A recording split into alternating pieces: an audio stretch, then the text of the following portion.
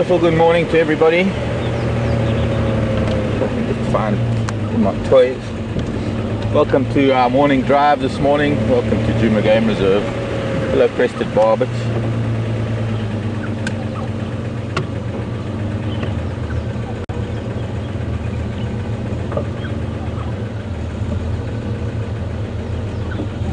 And we can hear the lovely liquid call of an oriole.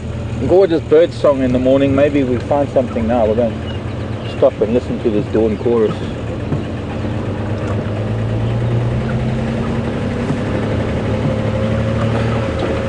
Overcast and a little bit cool this morning. Not really chilly, just cool temperatures. I'd say it's probably the coolest I've ever felt for January. And maybe once or twice you get a cool temperature after some rain, and you get a bit of wind chill factor. It kind of drops temperature, but we haven't had any rain, and it's just, I don't know, just quite cool in the morning, especially going through some of the dips. I've no doubt things will warm up in the next week or so with February coming. February is normally quite a hot month wherever you are in Africa.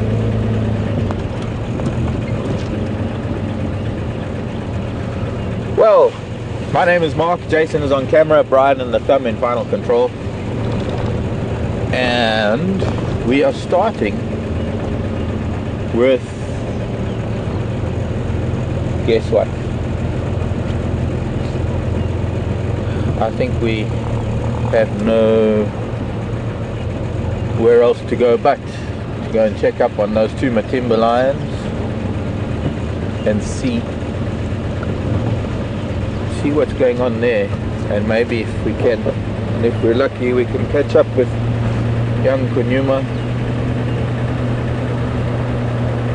and see if he's still around. I'm wondering what would have happened last night, so I think we might get some clues, but there's a good chance we might never know.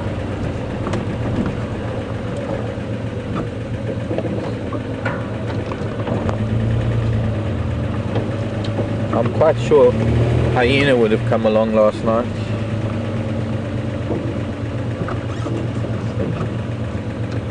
Lion tracks here, but this might have been where they came in when they hunted yesterday.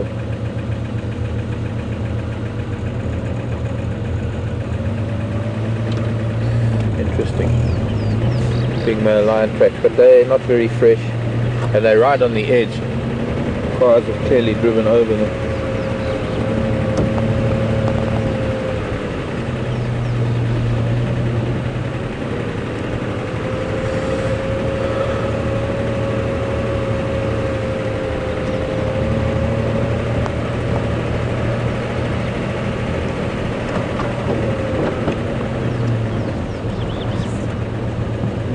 The wildebeest were down the bottom on the western edge. Welcome to Djuma Game Reserve. This is Wild Earth, and we're coming to you live from this special corner of the Greater Kruger National Park here in South Africa. This has been a wildlife area for almost since time began. Hyena tracks heading in our direction, going straight down there. Morning news is printed on the road, the tracks of animals, and we have to try and decipher who's new and who's old, who's been here before and who set foot here last night.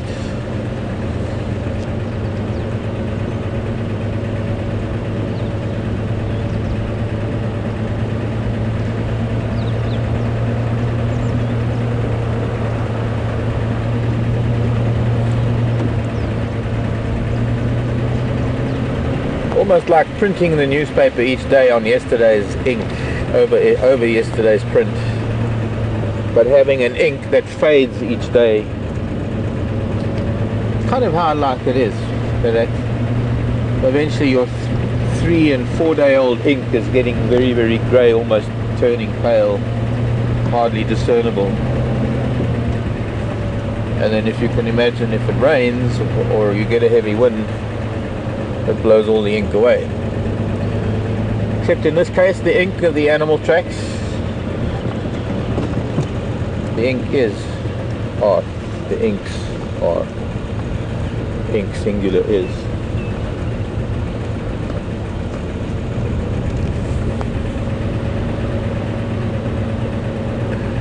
Inks plural, because you get different types of ink here. You get big lion paw print ink.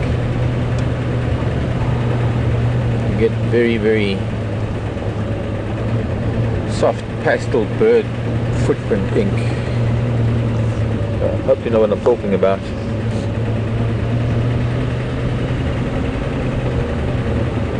Making any sense?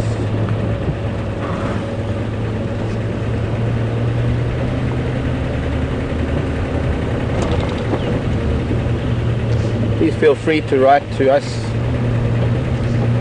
at questions at WildEarthTV on our Wild Earth email, and also Twitter. You can tweet hashtag Safari Live.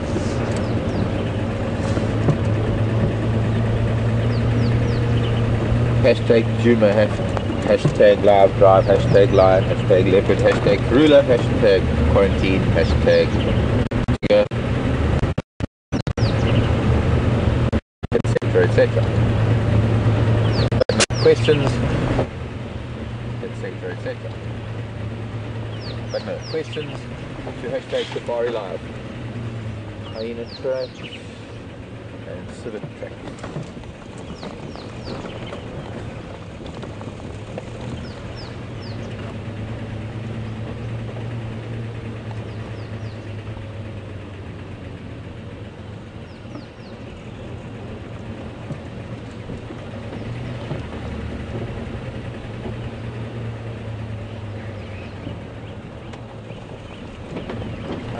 Quite get to see the buffalo kill yesterday. We were close to the lions. We did spend maybe a bit more time with Djuma, the leopard. We were actually with him just down this little track on our left. But first we're going to go the other side and see hyena tracks walking away now. See if there's anything to be seen there as far as the lion are concerned.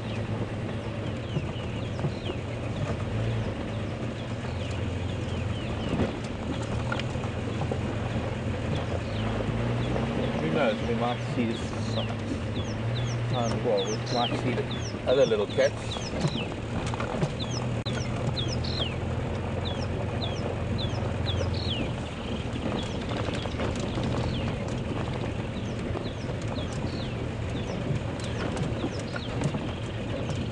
Some of us were in disbelief yesterday when we heard William from Djuma, who was out on a staff drive, and we heard him saying that there was a leopard with the lion. It wasn't a case of not trusting what he was saying, it was just a case of disbelief. What leopard is going to be so bold as to show up where two big male lions are on the buffalo kill?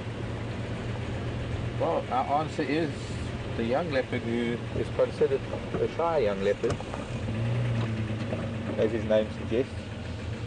What a wonderful smell in the morning. This is where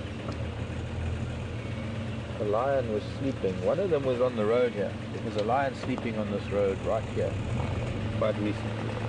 I'm wondering if they haven't left, why he would have come up from there .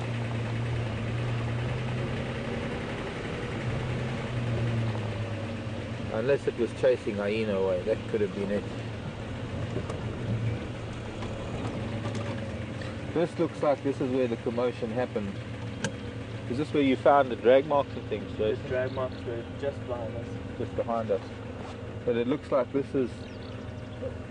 You can see there was a commotion here, just under the tree. There's a lot of debris on the road over here, and a lot of flattened grasses. Probably where they started to attack. I believe it's a cow. I believe it's a female buffalo. The juvenile bateleur in a tree to the right. There was a juvenile bateleur and a corner eagle sitting in trees. There, what's that? That's a lion. That is a big male lion. And he's walking down towards his kill. That is where it was. They seem to have been dragging it around quite a bit. There's a patch where there's been something sleeping under a bush. I don't know if you can just quickly turn to that. I don't know whether it's been lion or hyena was curled up under here, but a lovely little round patch of flattened grass, mostly obscured by the Land Rover. So we've got some branches in the way. I'm still walking down into the drainage line.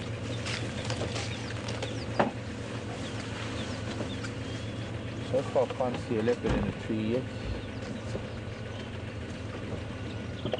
Here's the kill. They've pretty much finished it by the looks of things. Very little left. The skull, not a very big buffalo. I would imagine, I'd guess that maybe the hyena were here and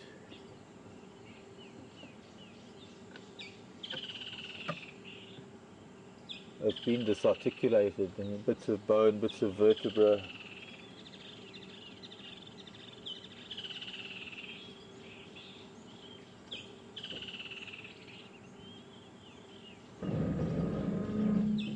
Let's see if we can get in through the bottom here. Don't need to dwell on the gruesome side of things. Come here and go back to the tree.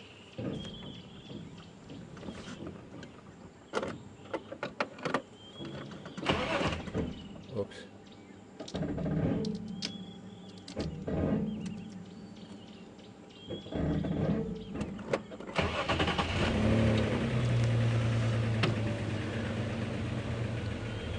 Good morning to Ray in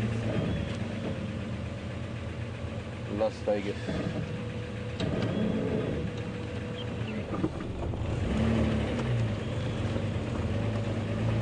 I'm not going to go through there.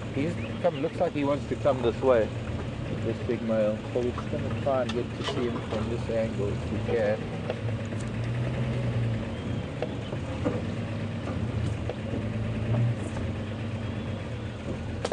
Really, a little bit of a glimpse.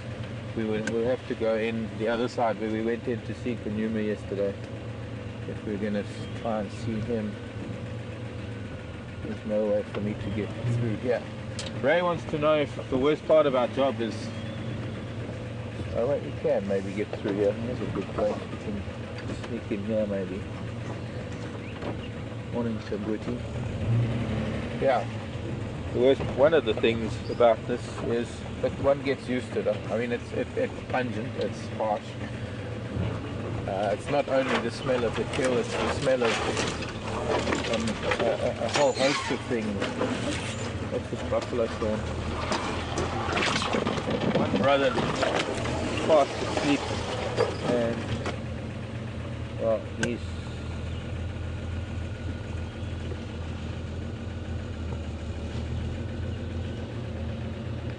can't even see his expression. He's directly behind this bush. You can just see a little bit of hair moving.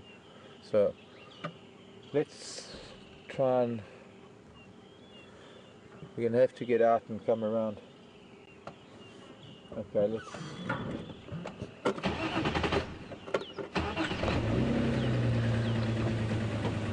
Especially when there are other predators that come in. Mind that buffalo thorn again.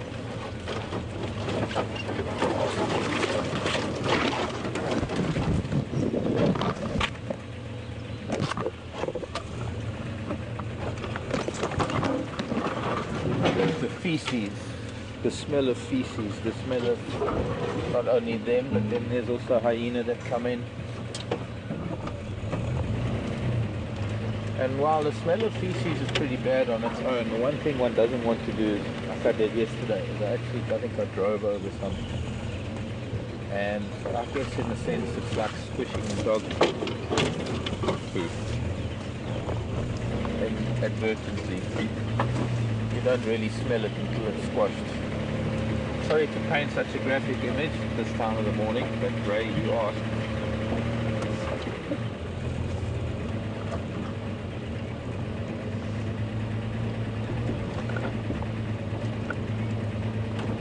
But a day-old carcass is nothing. Try a week-old carcass.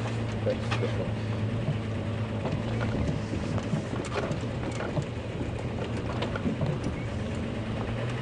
Or anything more than 2 or 3 days. You need some Vicks vapor rub under the nose. Or you just try very hard to breathe through your mouth.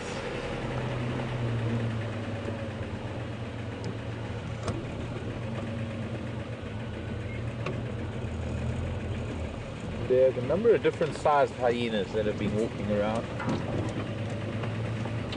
and I reckon these boys must have been quite busy chasing hyena around yesterday.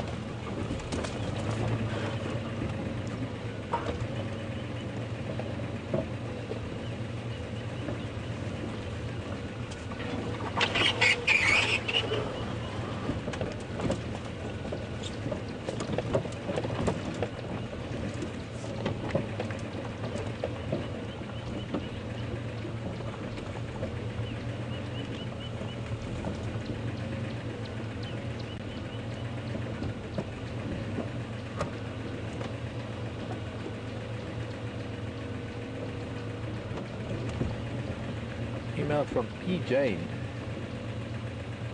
What was that? Now we're getting a whiff. Right there somewhere.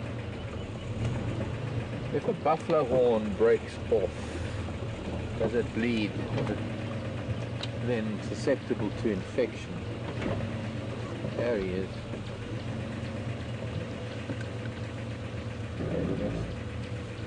Just for now.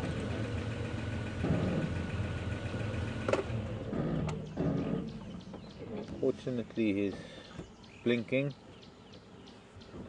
except his eyes are obscured by grasses, so let's just try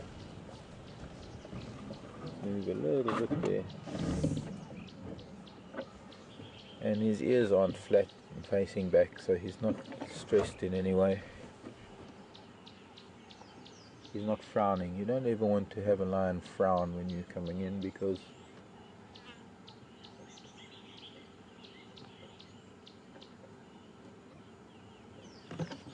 that means they're stressing out a little bit. Does it bleed? Not really, Jane, because it's the inner workings of the bone underneath the keratin outside. The horn covering of the horn is almost pure bone, part of the skull, extension of the skull. It's kind of honeycombed in the center, and I imagine that it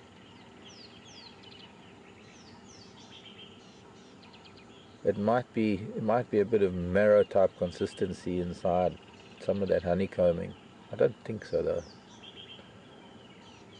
And while I've seen animals with broken horns, I've never really seen from up close, but I wouldn't imagine it bleeds.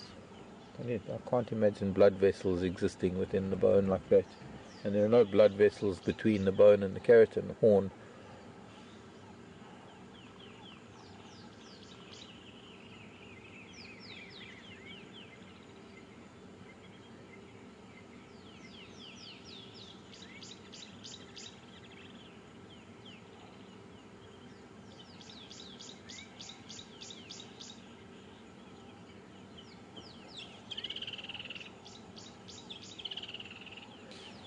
A little bit of sunshine coming.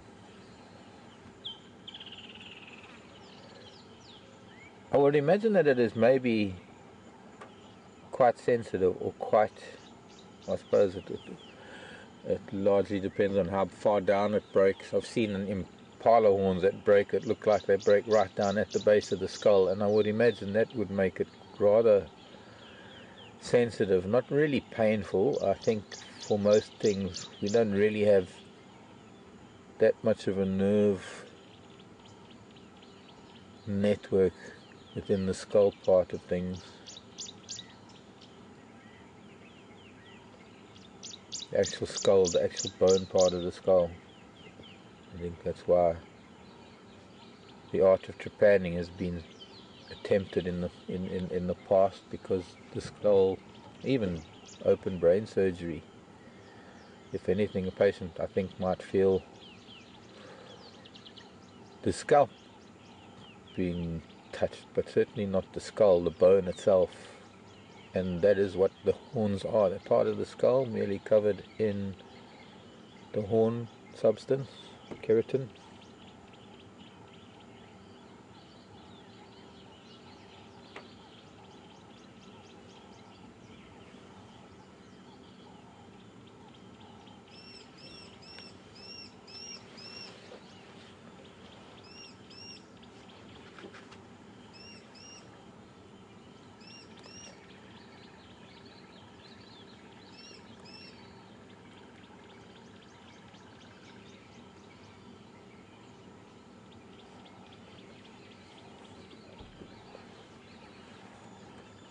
There's not much chance of that little leopard being here, I don't think.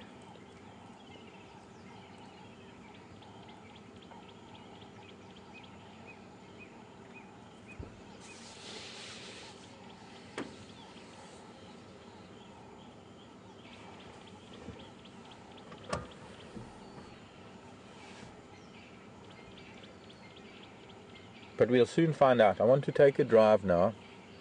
We're going to do a little... Okay.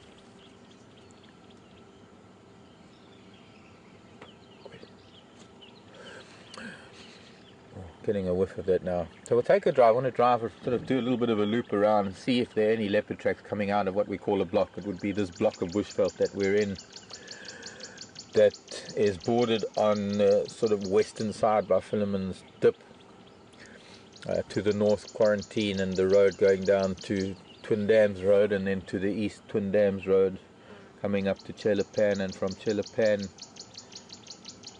to Weaver's Nest here is the southern edge of this big block of bushveld that has no roads in it. And be nice to see if this young male leopard has come out onto any of these roads, and also to see what else might have come in. Then after that we want to take a ride up towards Impala Plains and see, because the dam where those other lion were yesterday is fairly close to Impala Plains, just west of it in fact, and so we want to go and have a look, see if they came out onto Triple M, or maybe they're there. So let's go and take a little ride. We're going to maybe come back in here periodically during the morning, or at least we will during the day. But so far not much happening. They seem to have pretty much finished feeding for now. There wasn't really that much that they could have fed on.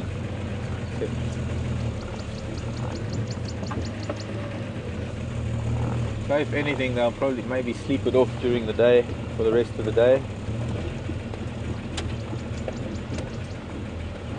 and then maybe move on tonight.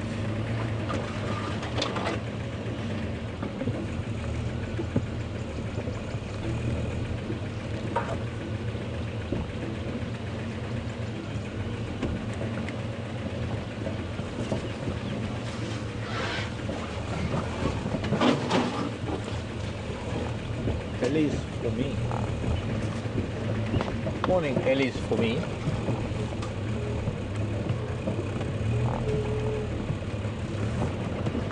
Ellie's for you. Not Ellie's for me, but Ellie's for me. I think I tried to come through here, but I wanted to show you this tawny eagle, so let's just stop here and I can answer this question while Jason tries to zoom in on this. Coming to find a scrap or two. And this beautiful marula tree that's built for, or rather grew especially for leopard.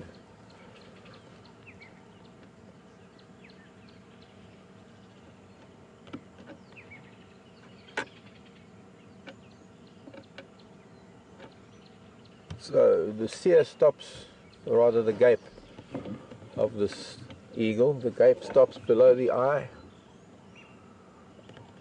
Wait, are we looking at different eagles? Wow, that one. Yeah, I'm looking at that one. That's not in, never mind. So I must not be looking. What were you looking at? That one? Yeah. Okay. Good. And then I was just looking at a butterfly. Sorry. Okay. Something that, and I'm just looking at what it's flying around while I'm talking and thinking of eagles. It looks like it could be a young mahogany. Actually.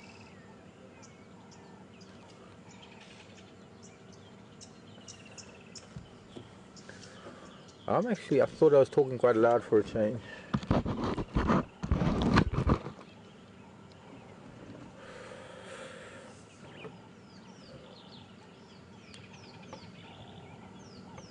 The gape of the mouth extending to below the eye rather than beyond the eye, which makes it, I guess it differentiates this particular eagle from the steppe eagle. But they're two different colors, sort of lighter body and the darker wings, almost a giveaway for a tawny eagle.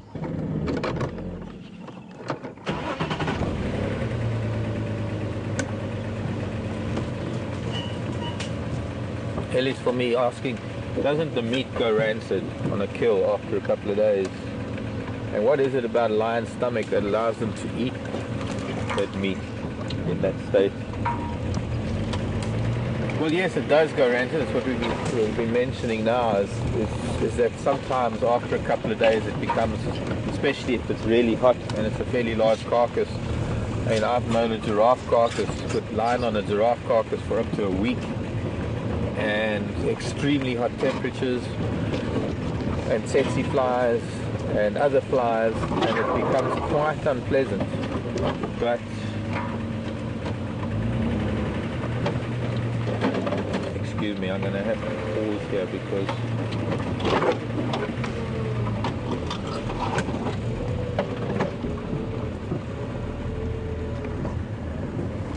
say hello to Andrew. At last. How are you doing? Hello everyone. Hello everyone. Good, good. Is Ngala there? Yeah. Okay. I'm getting here where I came out. We're here? Yeah. Alright, good. Or just follow. Okay. There's not much left of that Djuma. I hear another Ngala putting in the north. Is it? They're not north. even looking.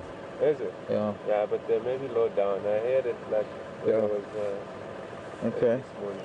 There's also another eagle further on. Okay. Tawny by the looks of things. Alright. We're talking about Matimba, 3 of them, and they break away somewhere near Safari camp. Yeah. Oh, I've got the wrong vehicle today. Yeah, I see. I also don't have that channel, but maybe I might go later when everybody's down. Yeah. But I don't get a broadcast signal from there, so maybe this afternoon we'll be lucky to get there. Okay. Alright. Because I'm sure they're not going to go anywhere. Alright. But Majingiland, Yeah, the same in them Matimba. that's 3 of them. interesting that they've come this far, because Yeah. they were down at Yeah.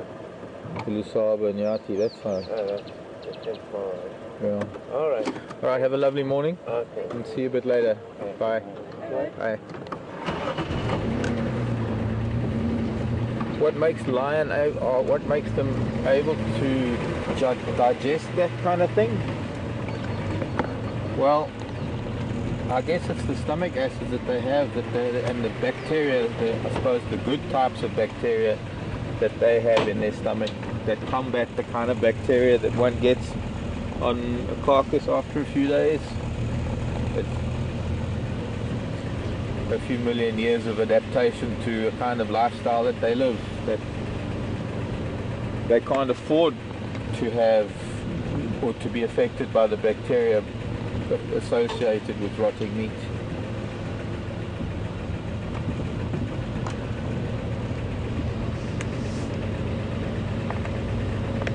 Hyena too, leopard as well.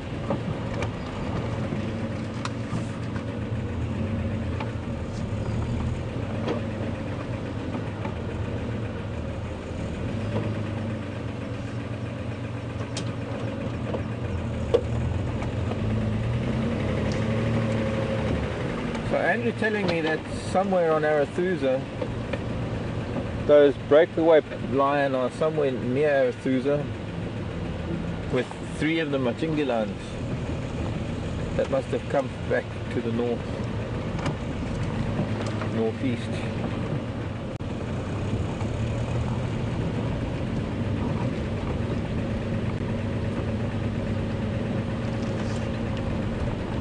Okay, well, I guess I made the mistake of bringing jigger this morning. Oh, baby elephant tracks. But Scott had to deal with the tyre issue on Wendy, and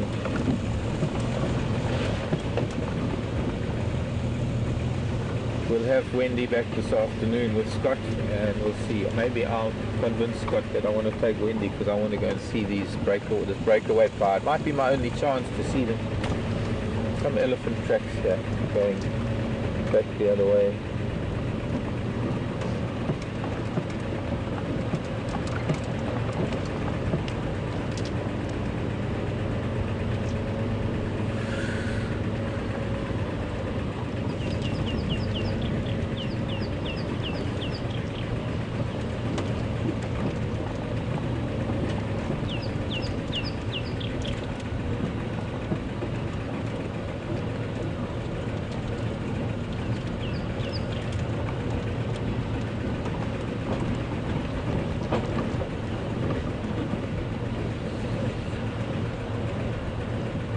Ellen in Illinois. Morning, Ellen. Why didn't we going to go and have a look at that weaver bird colony and that snake? Questions about the snake in the tree from yesterday.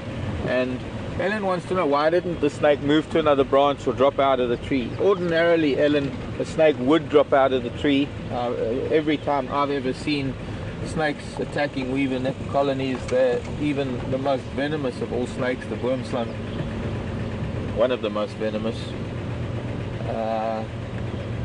However, unfortunately I didn't watch it. Ellen was saying, why did the snake just hang there and let the weaver birds have their way, let them peck at it like they did? I think, Ellen, at some point that snake must have been injured enough so that when evidently its tail got caught on a thorn, or somehow its tail got hooked up, and that could have been. Or, you see, ordinarily a snake would move through a tree, the thorns wouldn't affect it at all. But if a snake is in a tree and a bird pecks at it, the snake has this recoil action that I would imagine would have been one of the causes of the tail, especially the tail, trying to curl around and maybe grasp something, being as prehensile as it is. Getting caught in a thorn and then maybe striking out at a bird in defense, or in some way losing its grip on a branch by being attacked, and being so out of breath and so weakened by the attack that it was hanging and it wasn't able to either lift itself or drop down, and perhaps by then maybe the fatal blow had already been struck. By the time I saw it yesterday afternoon, the face and the head of that bird was red, blood red. I mean, it wasn't physically bleeding, but you could see the bruising, because that's how, well, especially the underneath of the jaw, you could see how much bruising there was from being pecked all the time. And it goes with what I've said quite often, is that facing a predator doesn't really have much chance to catch something. And being mobbed like that, it would have been a miracle if that snake actually managed to grab hold of one of those birds that was flying at it in that way. Of course, as I mentioned, I didn't see any part of that. So unfortunately, I can't really comment with certainty. I can only tell you what I imagine might have happened. I guess a good chance that there is archive footage of that. I'll need to look at that. It'd be interesting to watch, actually. I don't know what's happened with our internet though, because I can't seem to even load the basic YouTube clip. Lets me do some stuff on email and things, but it just doesn't have.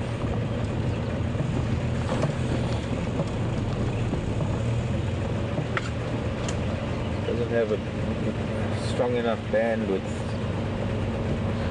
to load clips at the moment. Maybe it's my computer.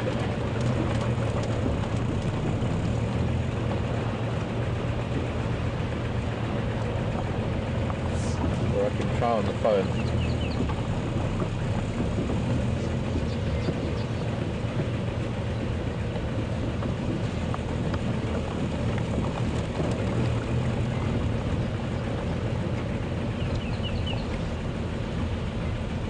Turning into a lovely morning. A little bit of sunshine.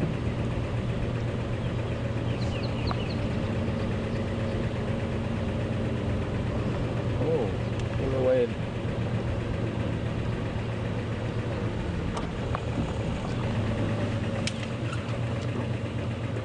Hello Marion in Australia. Good afternoon to you, Marion. Love to know what part of Australia you're in. There's that Wahlberg. Look, we've got both pairs of the Wahlbergs here today. No, it's not. Sorry, I'm making a mistake. It's the Wahlbergs and a Battalier. And if we can get a little bit around this corner, we'll be able to see both of them. Adelaide in Australia. Hello, Marion.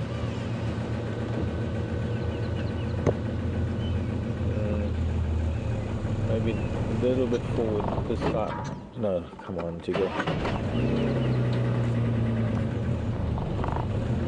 And now I can't see the Battalier very well. Pale-faced Wahlbergs with his back to us, that I think has been around Djuma for many, many years. And just below that a Battalier. I wonder why a Battalier is here.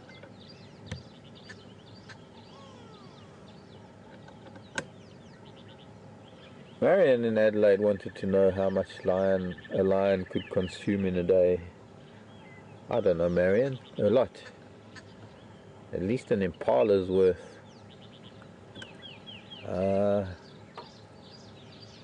That's a lot of meat. Many kilograms. I couldn't give you a figure. I really couldn't give you a figure.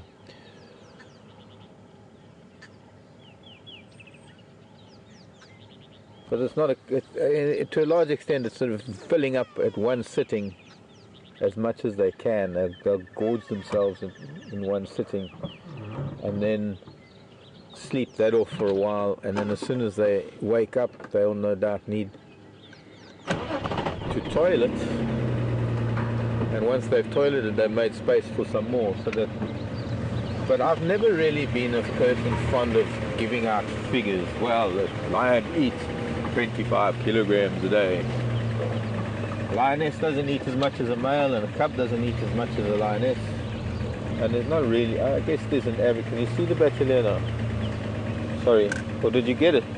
No, the sticks were in right.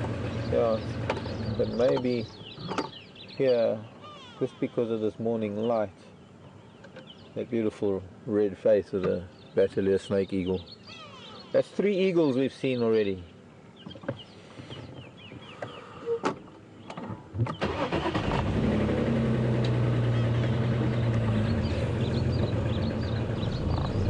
Let's put it this way, Marion. I'm not sure whether the hyena played a part in the consumption of that buffalo last night and what was left of it, but I think by the time, even if they did, I think those lions pretty much finished off a young female, or could have been maybe a young male, but it didn't look like a very big buffalo, just looking at the size of the skull. And we'll only really know if I can go back there in a day or two when those lions are gone, and I can go and scratch around and get a better idea. Maybe we can find that skull and I can show you some things on it.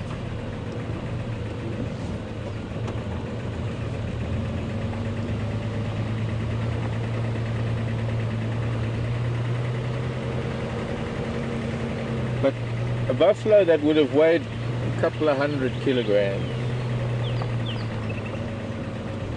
practically finished, completely finished, except for some vertebrae. I'm sure the leg bones have been carted off by hyena. Granted, there is a fair amount of weight on the bones and the skull, but it's still, these cats have been through a lot of meat in the 24-hour period. How much was left when you found them? 6%. So they've been feeding most of the night, previous night, night before last. That's it. You found them what time? Can't remember.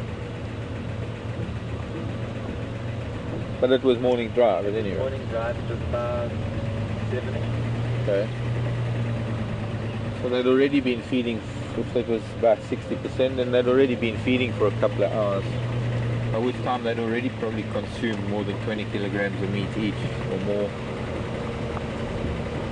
I don't know, I'm sure you'd be able to find in the book the amount of somebody must have maybe has thrown out a guess as to how much a wild lion eats in a day. You can't do an average either, because they might eat 1 buffalo a week, and then you divide that by 7 and that's your daily intake, except on one day they'll eat 20 or 30 or even more, and then on another day they'll eat nothing. So it's not really about averages, it's about how much they can put in their stomach in a day, I guess. And it's a lot. Let's put it this way, that if you're able to eat me, and it probably wouldn't show. As big and round as I am in the middle.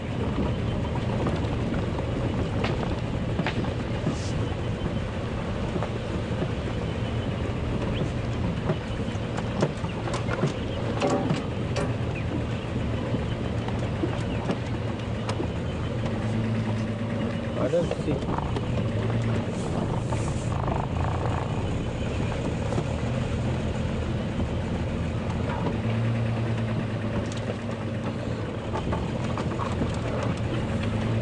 From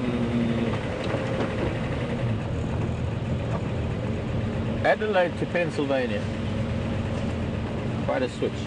Brenda, morning to you. Pennsylvania, I would guess, Brenda, you somewhere around about midnight, no doubt. If one thing to know, if there's a hierarchy in a lion pride, well, most certainly there is. There's always the alpha female who pretty much has the say as to where they move, when they move, when they hunt, or rather how they hunt, and she normally is the one that pretty much governs the hunt.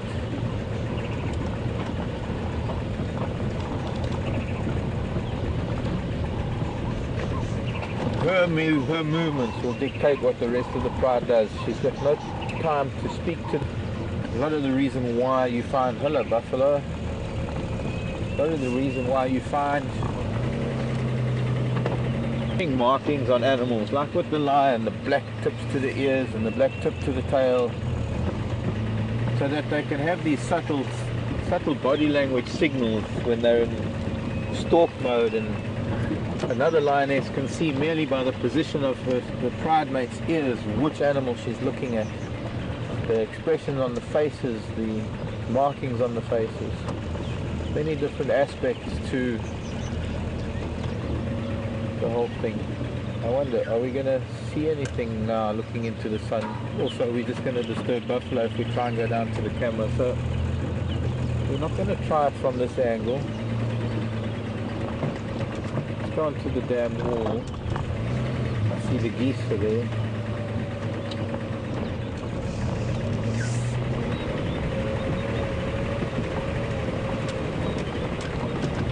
The geese calling us.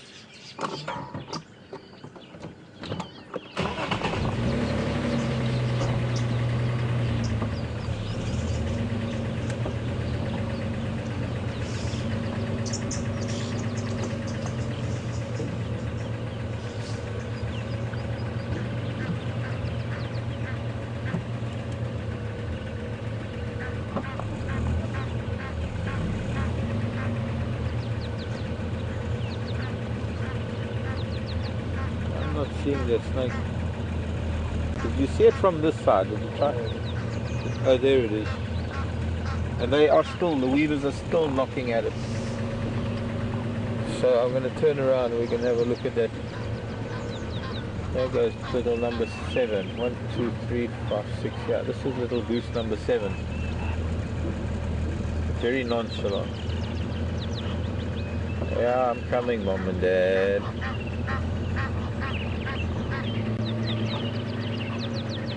Is that the ugly duckling? It is.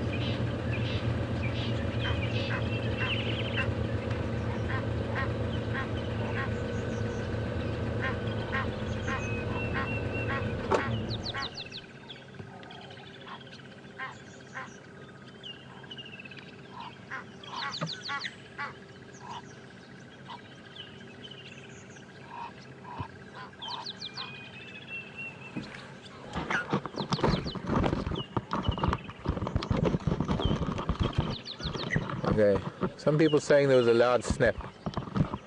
I did go over a twig perhaps, but I didn't hear anything. Evidently the mic is sounding a little bit soft now. You mean that kind of snap?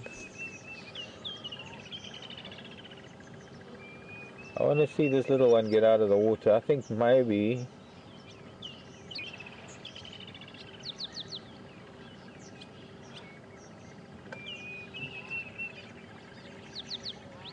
it's not feeling too well.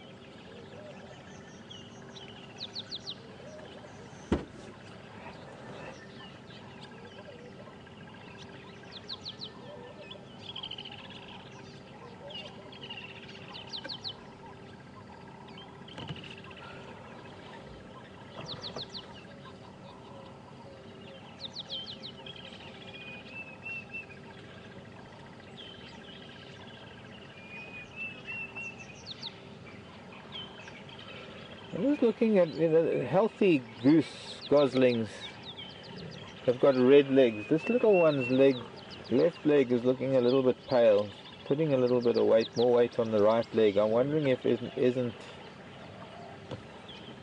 There's one buffalo just swam across the dam. Let's turn around. We have the sun behind us. There's a few things happening, and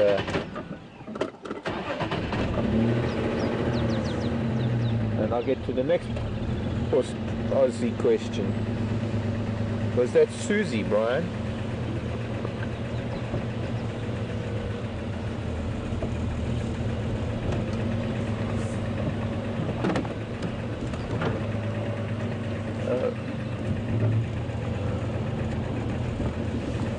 Georgie, sorry Georgie. I should have remembered that. Part of me is called Georgina. Georgie in Australia was asking to verify a fact that she's heard,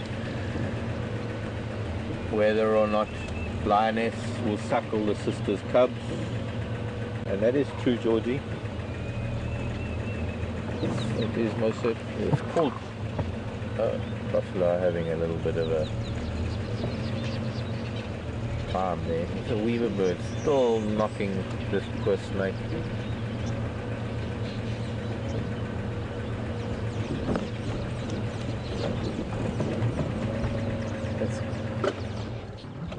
Gives me a better opportunity to look at it again.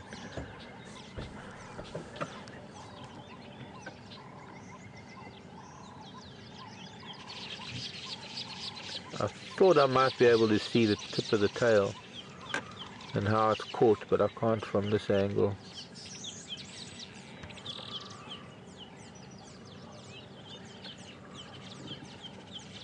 I think as long as it's swinging, I think it's still alive, and that as long as it's there, it is still truly a remarkable thing to witness.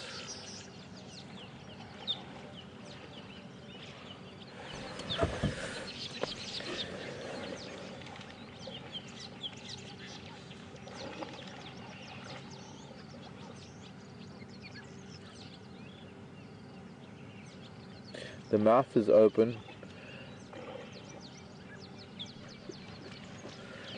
So this is this group of buffalo with this very young bull with them.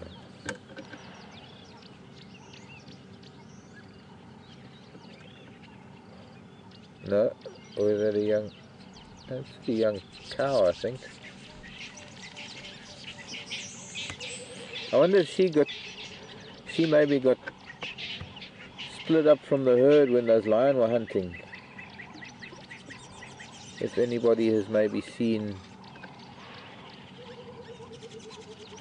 those of you on the camera, this female buffalo that is here, I wonder, has she been around with these bulls before? Or is this a new addition? Hanging out with the old men. Maybe that's why there was a little bit of an altercation. Not really an altercation, but there was one bull that was being chased away. Looks like that bull has adopted this cow.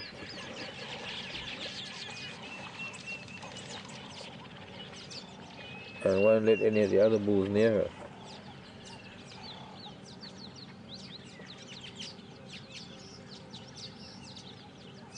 there's a very, very tight-knit bond amongst the pride, lion pride, Georgie.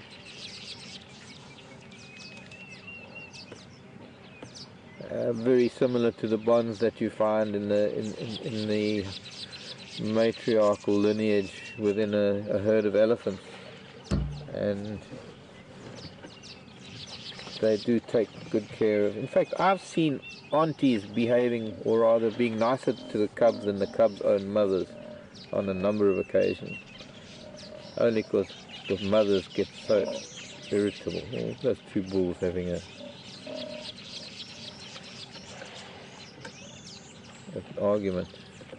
They were just grumbling at each other.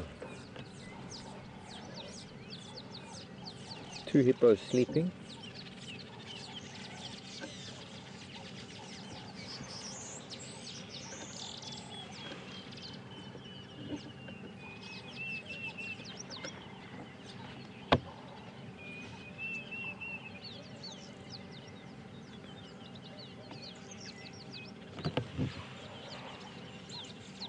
One on the left resting his head on the other one's back.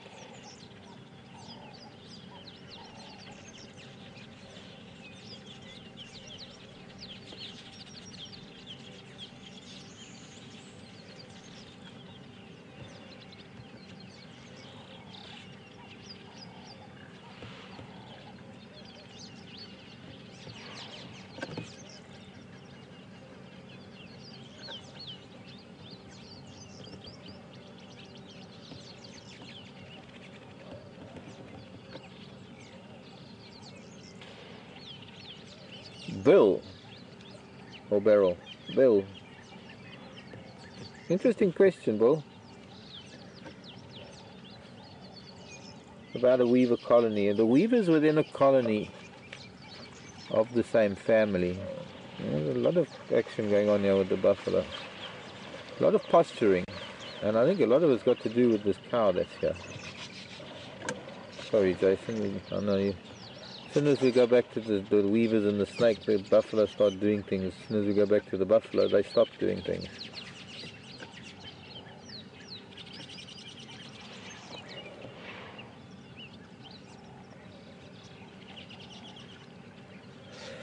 And then, getting back to the weavers, the question is, with a cuckoo flying into a tree with some prey, which means that there might be a nest up there.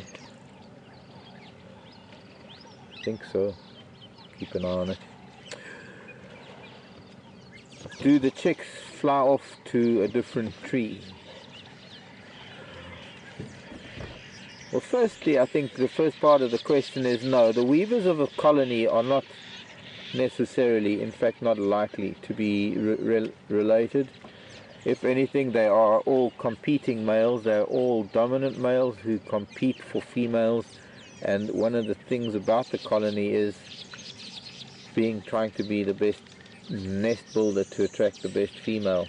And there goes that buffalo now. See, as soon as we look back this way, then, and he's swimming. He's coming back to this. The one that went across, I think, in the first place.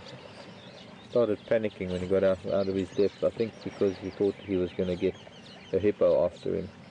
But I think the hippos don't really care.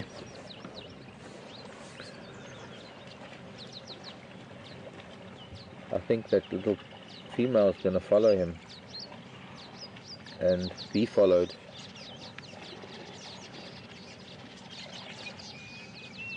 I suppose why go round if you can just make a beeline straight for the other side.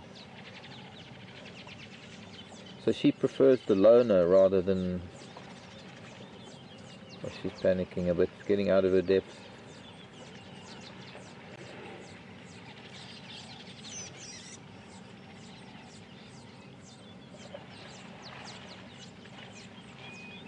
Interesting.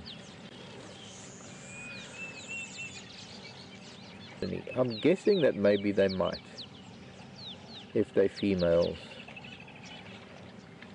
It would be a very interesting study if there was a way to mark chicks, because I don't know I suppose tagging them would help. putting rings on their feet might help to establish whether they are from that colony originally. But I'm interested, I would be interested to find whether they really do come back the next year and build in the same place. I don't think they'll be building anytime this summer. So back to the buffalo, just before we leave. Now a couple of bulls, looks like they were going to try and escort this cow across. Once again, getting a little bit deep. What you gonna do, boys?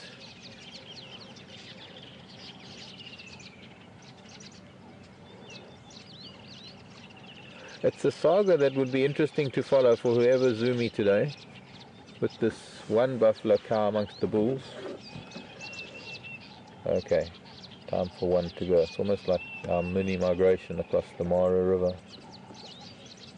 Just takes one to start and others to follow. He's not out of his depth, he's walking all the way. She's following in the wake.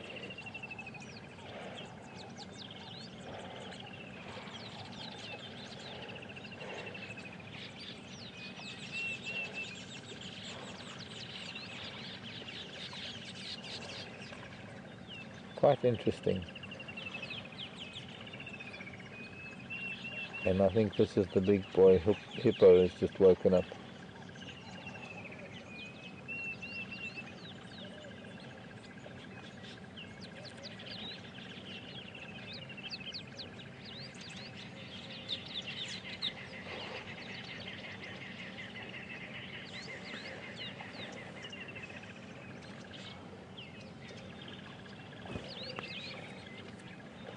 I'm not sure if he was moving towards them or if... No, I think still there, because this one still got its head on his back.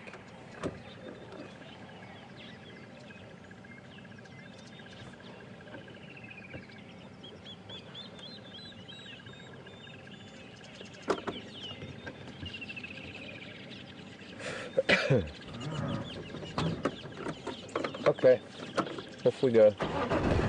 We'll leave.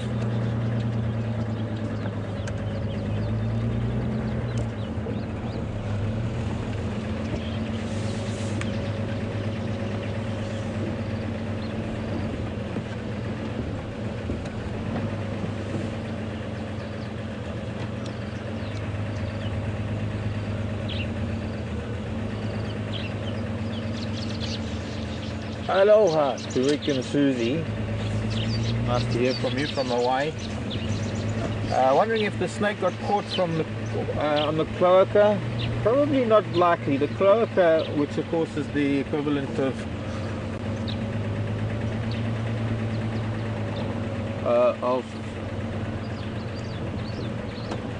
the parts of animals that are joined into one. So it's the anus and the hemipenis, or the female parts, all in one, the bottom end of a snake.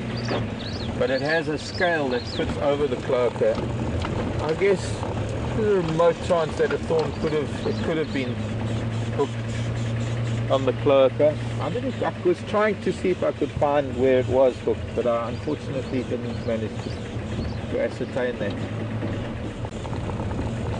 If there were no buffalo there, I'd probably be able to go and stand under the tree and get a much better idea, or walk closer. But as long as there's buffalo and hippo there, I can't do that. Or rather, I won't do that. And the second question from Hawaii was also, thanks Rick and Susie, about the Birchall's kukal. It's not a cuckoo, by the way, it's a kukal, C-O-U-C-A-L. The Birchall's kukal, wanting to know if the sound of the kukal is like water being poured out of a bottle. It is. It's also known as the water bottle bird.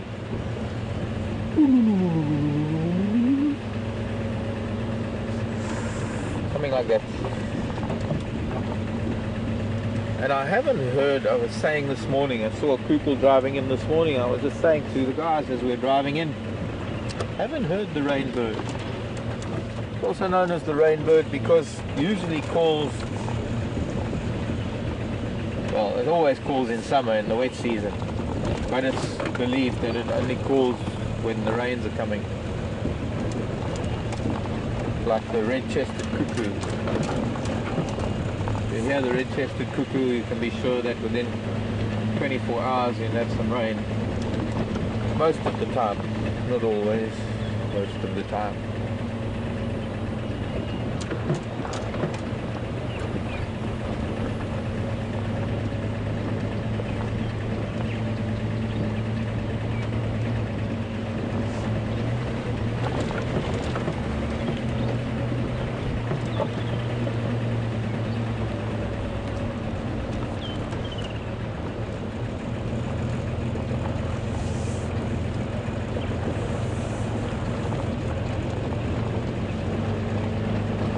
And up to Hawaii to Canada, BC, British Columbia. Blair wants to know if a raptor would come and get the rock python. It would be pretty difficult. The one bird that is maybe possible, that may be likely to get it, would be the African harrier hawk, because it's quite agile. But even then, the way that snake is hanging, there's no real space for a harrier hawk to be able to get there and hold on and flap its wings because of all the thorn branches. Perhaps a small raptor, maybe one of the goshawks or a lizard buzzard. It's for one of the smaller raptors that are likely to be able to get there. It's a little bit, the snake's a little bit big for them to swallow. I mean, obviously they would then tear it up because that's what they do. But you have to remember one thing about that, is that we're talking about a weaver colony, and no bird in its right mind is, especially, well, a raptor at any rate, is not going to go and try and sit in the middle of a weaver colony, because it's going to... Pardon? Elephant tracks, very fresh, heading up quarantine.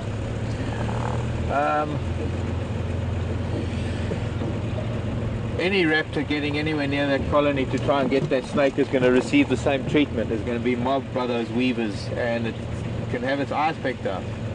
So it's not going to be easy for a raptor to get in there. I believe there was a woodlands kingfisher there trying to get to it, but a woodlands kingfisher has a major problem in that it doesn't have a tearing beak. A woodlands kingfisher has a grasping beak for catching insects and small reptiles. Very small reptiles, and it holds it with it, and it uses its beak at the smell of leopard too. No leopard tracks.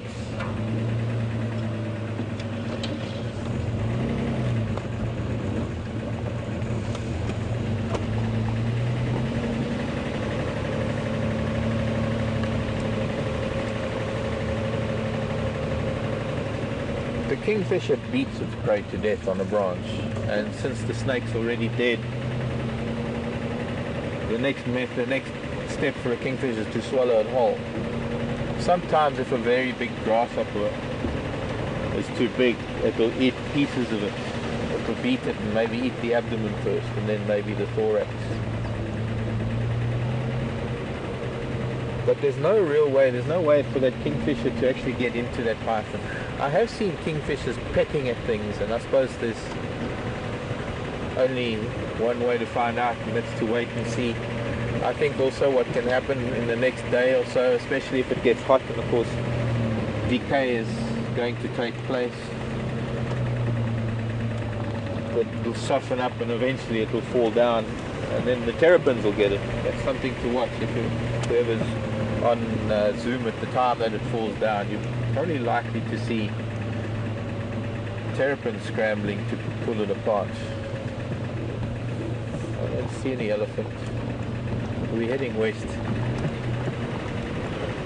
We're going to see where this big male, that big chocolate giraffe went to.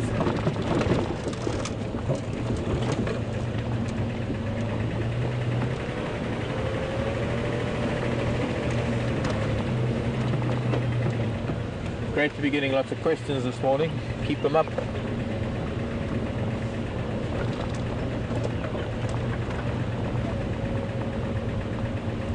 Keep them coming. Makes the drive interesting. Makes life interesting.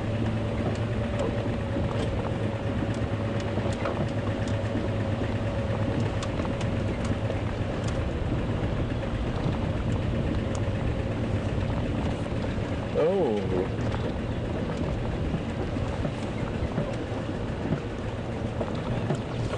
Hey, Sarah in California, do we have any castor bean plants here? Yes and no, Sarah. We're talking about a plant known as ricinus, and the fruits of which, or rather not the fruits, but the plant itself isn't that poisonous. It's the crushed seed that creates the ricin powder that is so bad.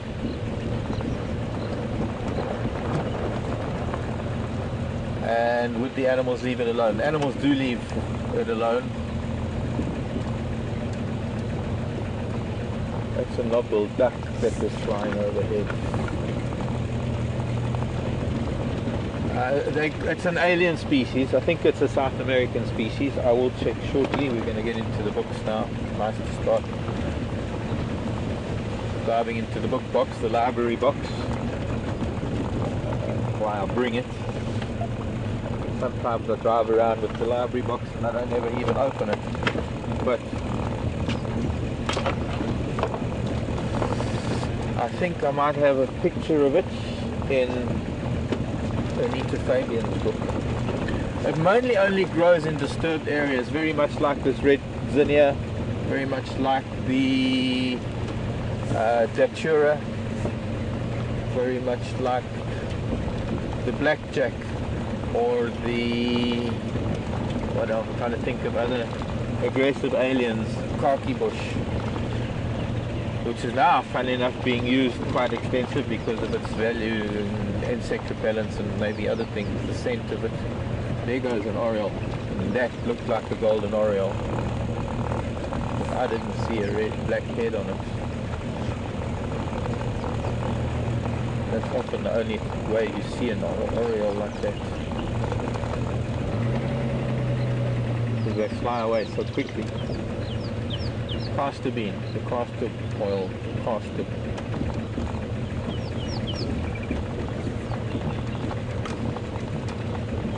Castor oil is made from that plant. And that's not toxic. Is it not?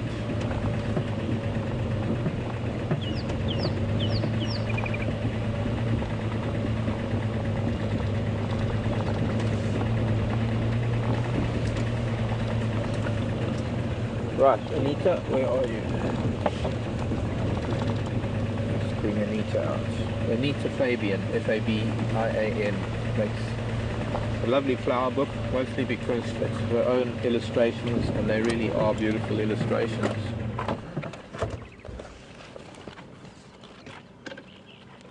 So let's go to ricinus, and we will find it.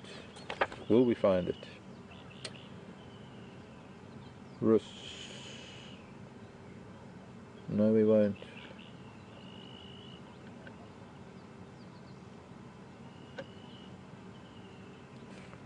Not in that book, we won't. I don't have my alien plant species book. Maybe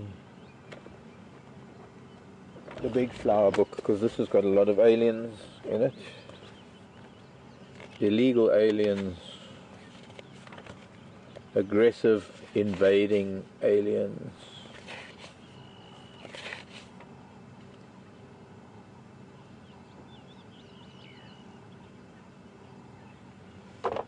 Not in here either.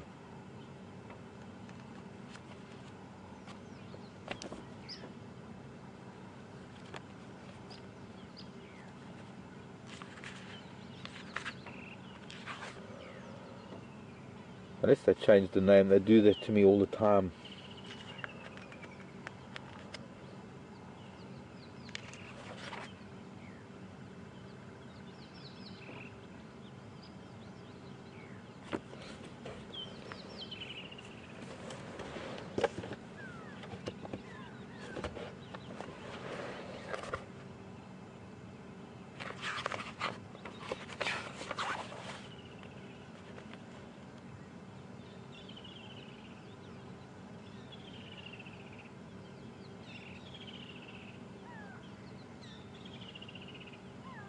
No. One more book. of my 4 flower books. I must get some more one day, but this will have to do for now.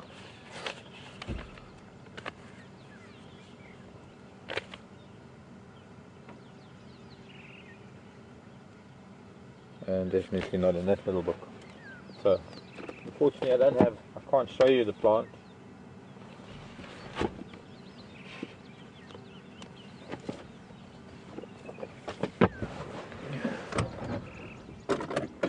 Not too prevalent here in the Sabi sand, more up on the high veld. Now here's this tree again with some interesting beetles on the flowers. There's one on Zoe's Road I thought was the only one. And let's see, can you see these beetles?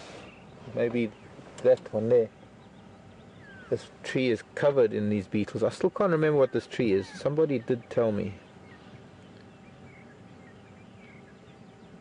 It's the same as that one at camp that we drive past, isn't it? That big one, I think it is. Except here it's facing up and there those branches are hanging down. Like that. Only it's fluffy. No. I guess there's only one solution here. Take a photo. I need to start taking layers off. But it's starting to fade now. These flowers are starting to go brown. Oh my word, there is an incredible beetle in the back here. I've got to find this for you. A giant longhorn beetle that, wow.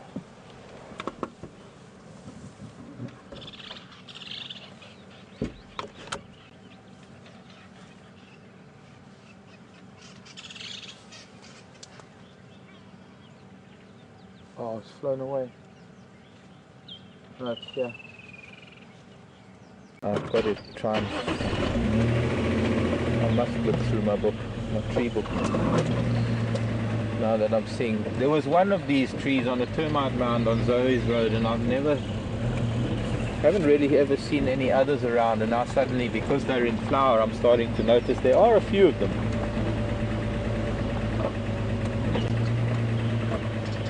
Sorry, was it Brandy that was asking that question? Yeah. Wanting to know what's the rarest insect or animal? I think it's both insect or animal. Insect or animal? Probably the Zanj elephant shrew is one of them. Or a Senji. Zanj Senji. It's a... Come on. I think if this ever happens again, we must try and get Bluetooth earpieces. Especially if you've got long hair that gets caught in the clip. I must tie my hair up, I think. Sorry folks, I'm just trying to get my earpiece ready. And here's the Zanj elephant shrew, an incredible elephant shrew that I found on Mafia Island. It's an archipelago of islands off of the East African coast of Tanzania, sort of more or less where the Rufiji Delta is, quite far south of Zanzibar. I've seen the checkered elephant shrew, and in Salou we used to have the giant elephant shrews. Well, that is the giant elephant shrew, I'm sure.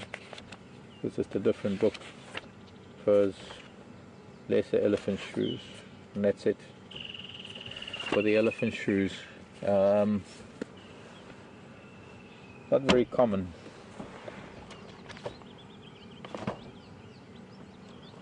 One of the rarest insects I've ever seen, and I don't have a picture of it because it's not, well maybe I do, and has more colors and is more astounding than any butterfly I've seen. And that's debatable because there's some Caraxines and swallowtails, but yeah, the Saturn moth, I suppose, would be one of the rarest insects I've seen, apart from some of the jewel beetles. Now, if you think the longhorn beetles are long living at 17 to 20 years, some of the jewel beetles live for well into their 30, maybe 40 years, 4 decades or more, as larvae in wood before they emerge as adults. And they're getting rarer and rarer by the day, with all the dead wood being burnt up for firewood. you're rural Africa, because firewood becomes the only thing to keep warm in winter and to cook every night. Vast areas of Africa with burgeoning populations that don't have electricity, where solar is still far too expensive, although there are some things being developed. I mean, there's a solar cooker that doesn't use a solar panel, it's just reflectors that reflect on a pot, and it is able to produce enough heat to make like a slow cooker, I guess.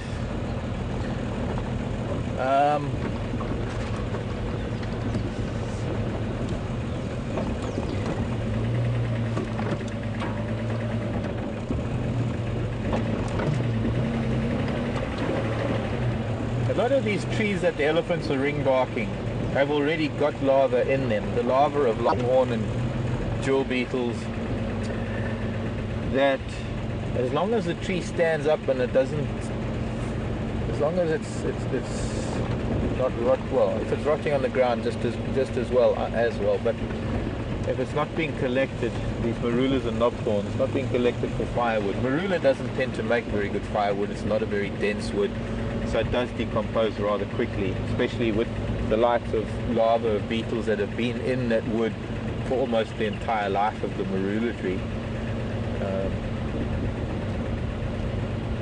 Remarkable things happen out here. There are things that take so much time that we can't even grasp the concept of it, because if you think about it, a generation of longhorn beetles that takes so long to come out and then mate, and then by the time it's another 17-20 years before the next generation emerges.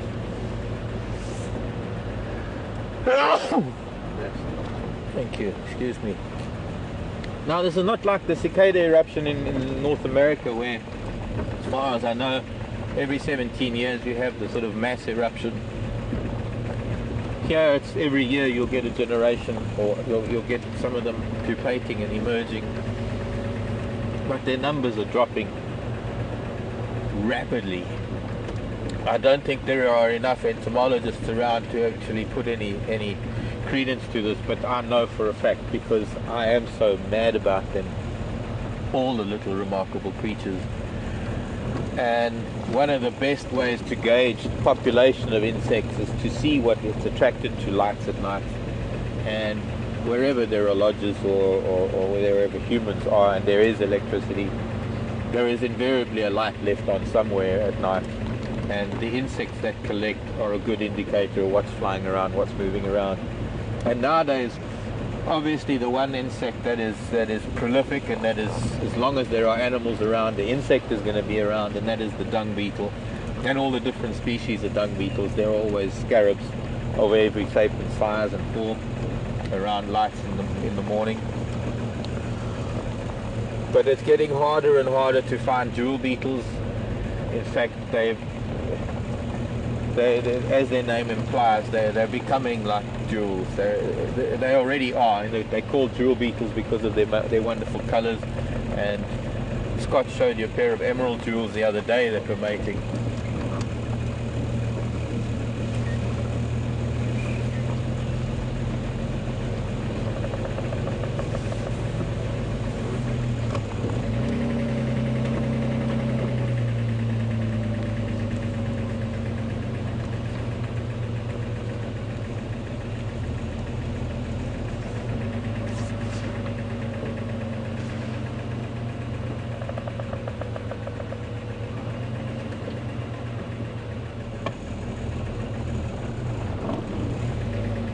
I can hear this woodpecker, but let's just stop so we can listen to this quickly.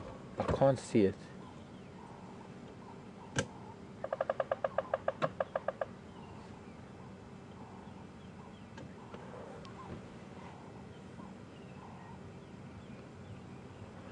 What we're hearing is the territorial rap of a woodpecker. That's not a woodpecker pecking at wood to find an insect. Found himself a hollow piece of wood, probably in that, maybe that terminalia at the back there, or is it in that marula? think it's that marula, and it's probably on a gall on the marula.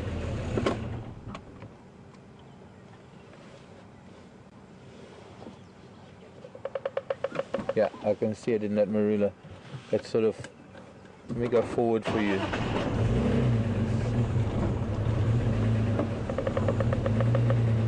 Can you see it now? Follow that right fork. And where that right fork then forks. Okay. We're just going to be able to see it from a distance.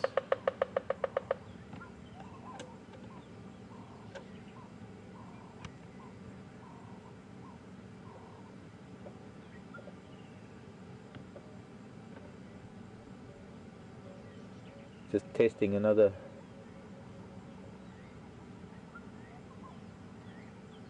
This is testing another hollow.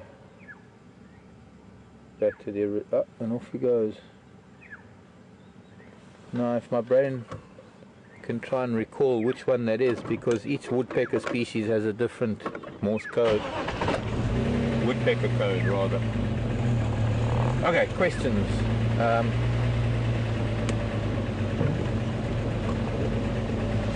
Get so sidetracked. I talk about things and then I hear a woodpecker and it throws me off. But I think I pretty much made my point about insects and beetles and how scarce they're becoming. Really beautiful beetles. Somebody find a satin moth and maybe post it somewhere. But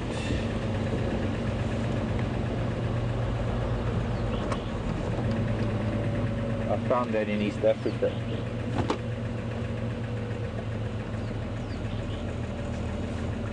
And I'm not sure if we get them in South Africa. Somewhere in one of my books, I'm not too sure which, might even be here in my butterfly book. I'm going to have a look shortly. First I'm going to just see if it's in my insect book. I doubt it because this is Southern African insect and we don't get the satin moth here.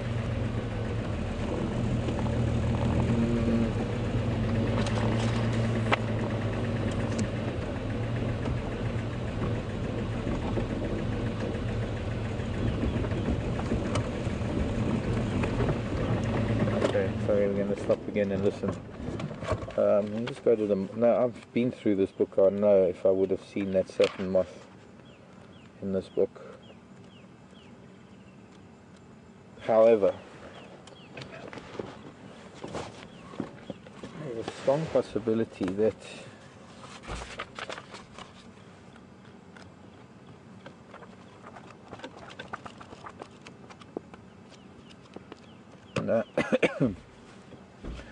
that must be my other butterfly book. This was Dave Hill's butterfly book that was given to Wild Earth, by the way, by Dave Hill. Well, it's Dave Hill's book that we're using. He'll get it when he comes to Kruger.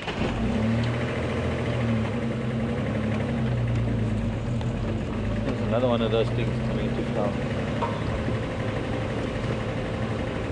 The male is a winged beetle and he flies around flashing.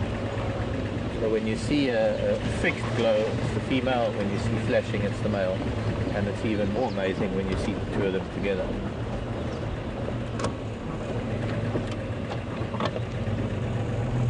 Amazing. Amazing. Amazing. Sorry, I want to catch up. Something was being said about...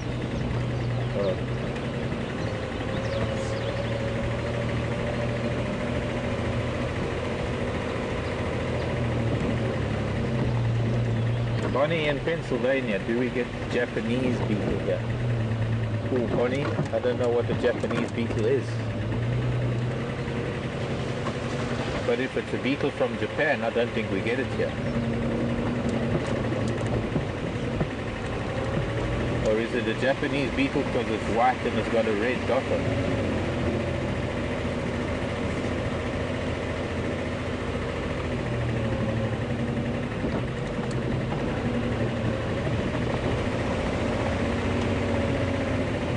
I've never known of a beetle called a Japanese beetle.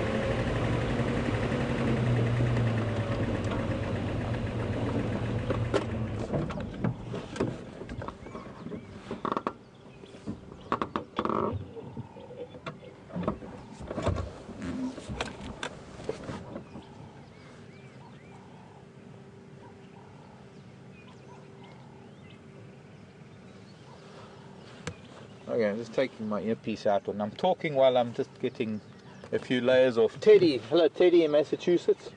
Wanting to know what other fruit trees we get besides the marula tree. A lot of them, Teddy. We got a lot of berries, berry trees, berries and fruits. To start, let's see. There's a false marula, which is not really anything like the marula. They're more like small little berries, drupes. We have all the raisin, called raisin bush or brandy bush. They're fruits. There are different species of those. There's milkberry. There is, well, I haven't seen mangosteen here. There are guaris, all the different species of guari. They get berries. There's the nyala berry, the kudu berry, the kubu berry, the okna, the, gosh, I'll try and think of more. The raisin bush, not raisin, but there's raisin bush and resin bush. Sour plum. The what? Sour plum. Oh, the sour plum, the large sour plum and the small sour plum. Jason's favourite. Do we still have any in the fridge? No. You finished them all. All gone. You've got to wait the whole year now for your next sour plum. You realise that? I do. It's tragic, actually. Yeah, soon we're going to have to wait a whole year for the marulas. And I actually haven't even had a marula yet. And they're lying thick on the ground.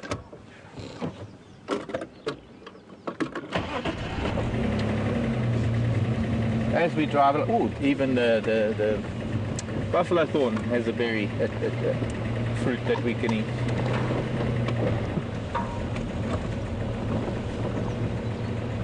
I'll think of others as we move along. There's some fruits, of course, we can't. There's some, like the poison apple. And then who's going to eat something called a poison apple? Not called a poison apple because it's tasty.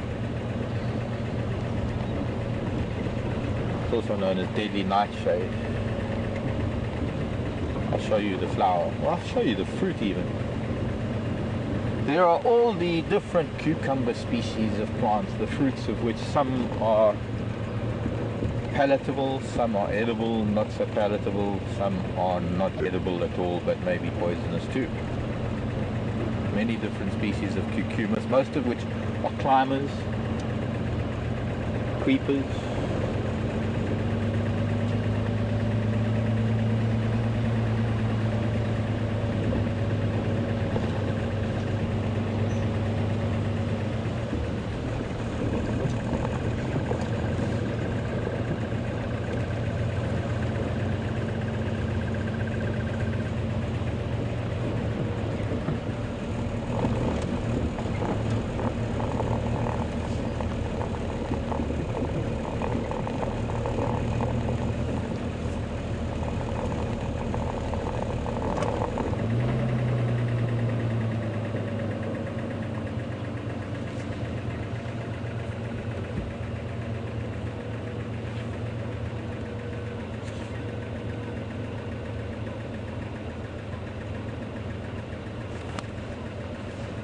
Thanks for the info from Pennsylvania, BJ. Great to hear from you, and thanks for the info on the Japanese beetle, evidently an invasive species of beetle in the US that pretty much eats everything in its path, and obviously attacking fruit trees and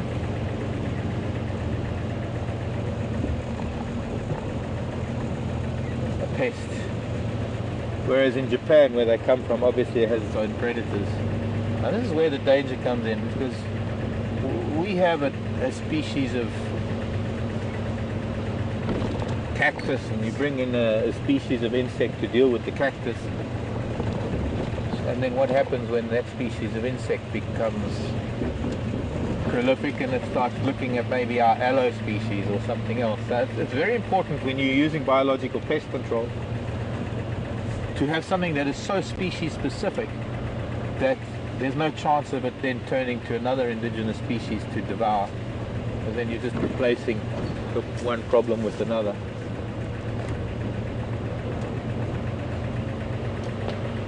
I will look up Japanese beetle when I get back, and I will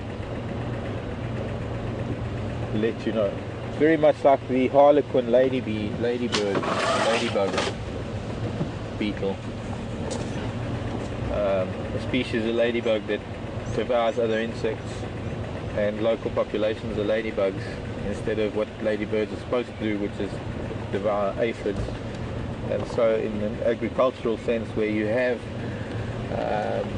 ladybirds helping out by eating aphids on flowers like roses, you suddenly have a harlequin that's coming in to eat those ladybirds. So it's always a difficult thing to juggle.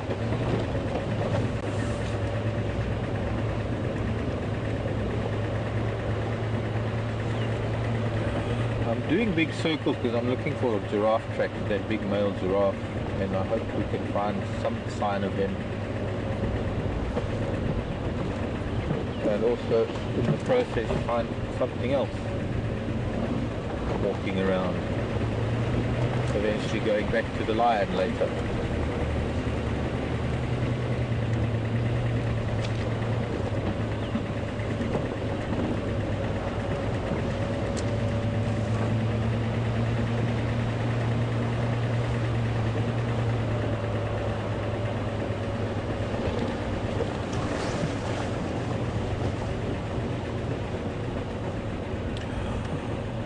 Marco, New Jersey, reminding me something. Marco wants to know if we get any of the variations of rhino beetles.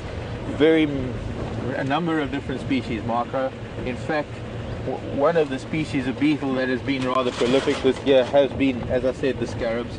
Rhino beetles are scarabs, and I've found quite a few that I must bring on drive that have obviously subsequently died, and I need to find them, and guys are having coffee. We won't disturb them. I was going to go on to Gowrie Main, but we'll just have to go along this way. Sorry to disturb.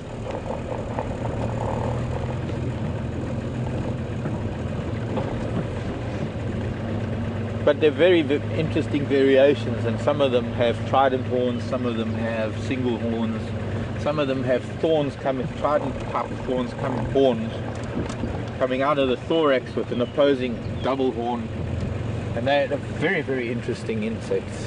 Some of them very large, like dung beetles. Well, they are dung beetles. Rhino beetles are dung beetles, and I'll be able to show you a couple. I might even be able to find one or two for this afternoon's drive, because they are dying off. They don't last very long as beetles. Their main function is to just mate and then produce eggs, because the larvae are the things that then devour the dung more than the adults, and so it's imperative that they produce as much larvae as possible within a short amount of time after, or rather eggs, within a short amount of time of emerging as adults.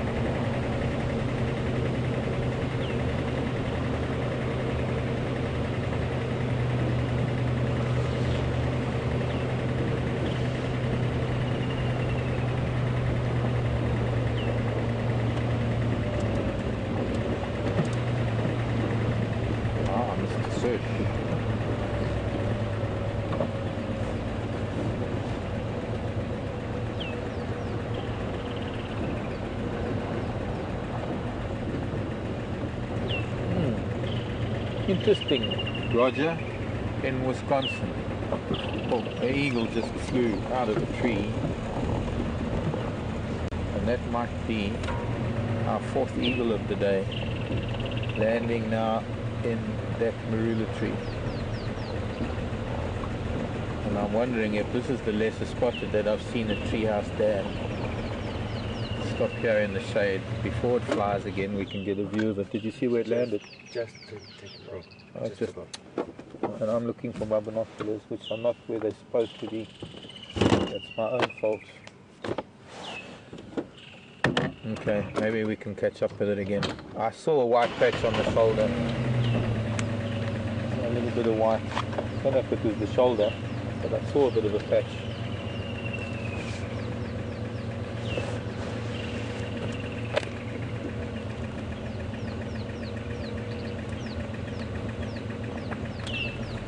A little bit of a tail.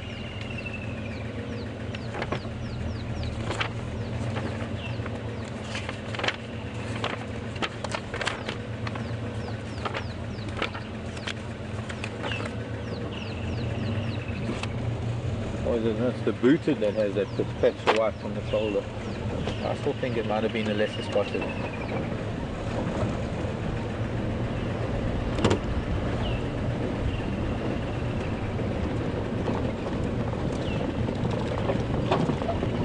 Hard to tell, it was into the morning light.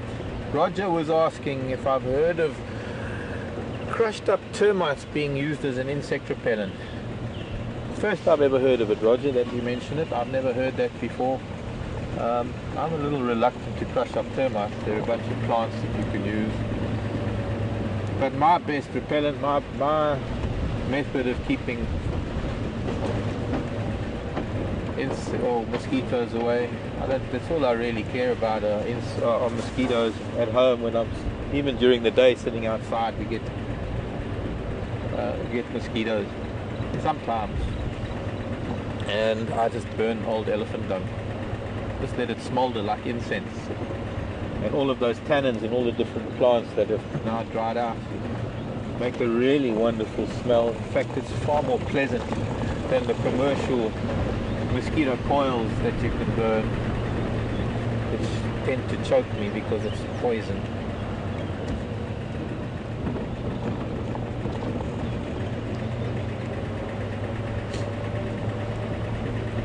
But I've never heard of the crushed up termite theory.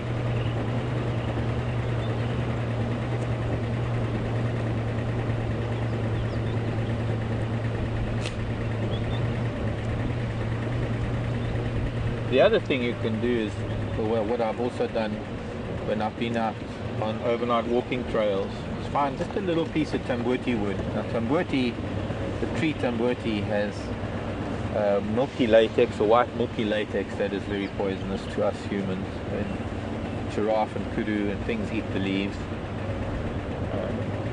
But for us, if we were just to get the milk on our hands by touching a leaf and then using or eating with our hands, we will get a severe case of diarrhea. It'll affect the stomach immediately. It is really, really quick. And I wonder, how are we going to do this? Go this way first. I want to go to the dam first, but I want to go this way first. We'll go this way first. Smouldering, getting a little piece of tamboti burning, and then smoking. Blow the flame out and let it smolder. It has a lovely, almost, it's not quite lavender, but it's a lovely smell. It's a lovely scent. It's not very unpleasant. And although the smoke can be dangerous, or it can affect us, one doesn't cook on a fire using tamboti wood because of the oils in the smoke that will render the meat poisonous.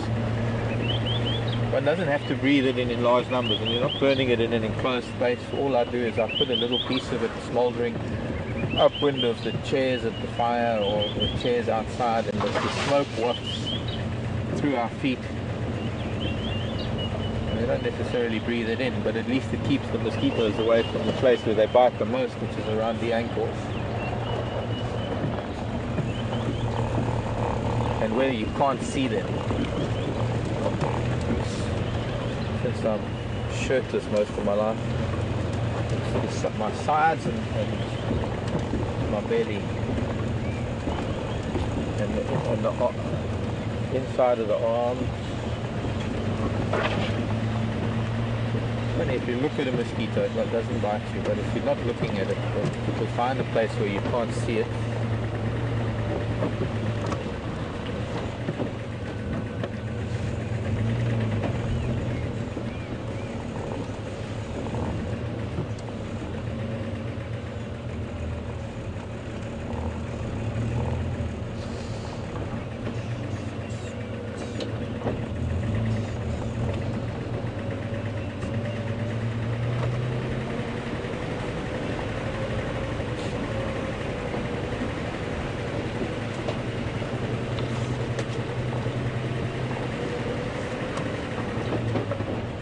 To Washington State. Hello, Tom in Seattle.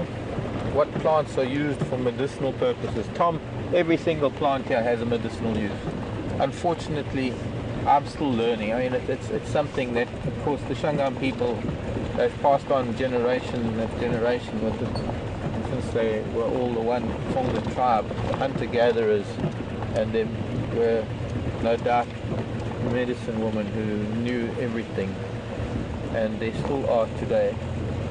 But almost everything has some use, has some benefit to us. The buffalo thorn we just passed now, the leaves can be chewed for a cough, almost as a cough remedy.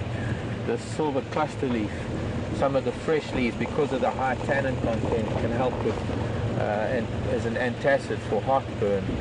The inner bark of the marula tree is great as using as a poultice for hairy caterpillar stings. Not that it's an antihistamine, maybe there are antihistamine qualities to it, but the hairy caterpillar, it's the hairs that irritate your paws, because the hairs are so fine that it gives you kind of a rash, and one of the only relief is that, using the inner bark, the purple bark of a marula tree, or it's reddish really, wet and red, leaves a purplish stain. There are things that are used as emetics, there are things that are used for malaria, there are things that are used for snake bite. Of course, I would imagine that a fair amount of things, psychosomatic, a fair amount of things are, if there's a medicine person administering something, just the mere belief that it will work goes a long way in making it work.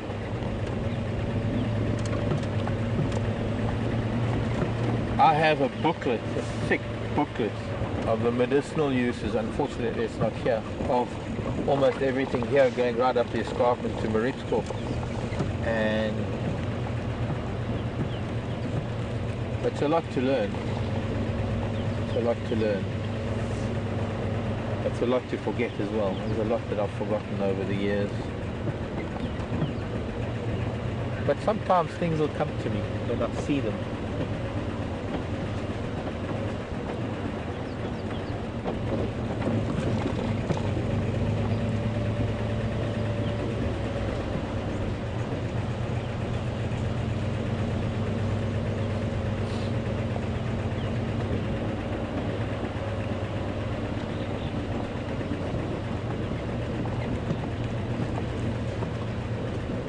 Back to Gari Main in a little while. We're going to go and investigate Treehouse Dam quickly. Elephant tracks heading more or less in here along the edge of the road, and then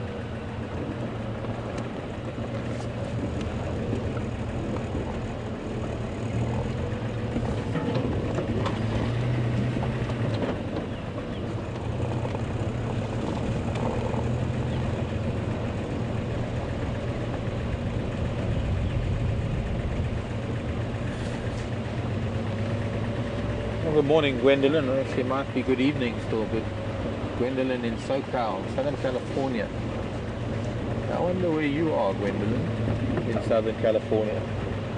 Wanting to know if our monarch butterflies migrate the way they do in North America, from Mexico or from South America, coming into North America. Not here, they don't. No. Nowhere in Africa. Our African monarchs are here all year round. I think the large reason for that, Gwendolyn, is that we don't get the cold temperatures that require a migration. Don't know what the other reasons may be. Perhaps a lot of it is that the host plant, the larval host plant of the monarch is here all year round. I mean, mostly the milkweeds. What is the milkweed again?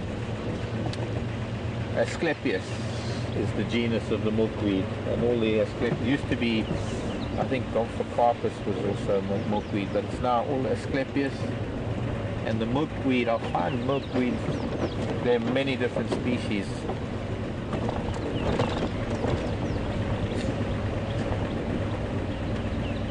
But for whatever reason it is that they migrate in North America, we don't have the same conditions here that require them to collect and migrate here in Africa. So I will be on the lookout now for a monarch. There's a bird on the road that's just flying that is the same colouring as the monarch. It's our African hoopoo. That lovely orangey red russet colour with the black and white. Back in the road. The African hoopoo. The monarch of the bird world.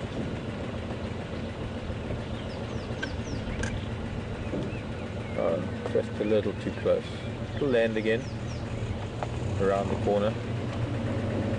Still haven't seen a single track of this big giraffe bull that came past the lion yesterday. I wonder where he is.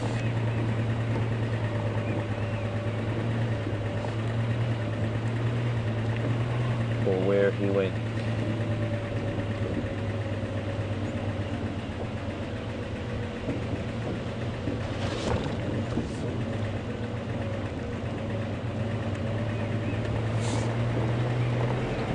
Southern California to Tennessee.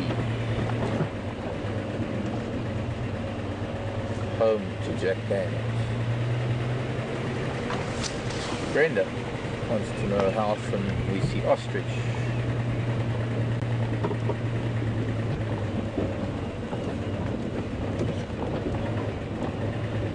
I'd say every 5 years, or once every 5 years or so. I think there's not really a frequency to it. We did have a couple of ostrich that came past Djuma. The one day we had them up on Cheetah Cuttown. I remember finding the tracks. Tara was lucky enough to see them, I think. I think I only saw the tracks. There's that hoopoo now in a tree. Finally given up landing on the road and it's landed in a tree.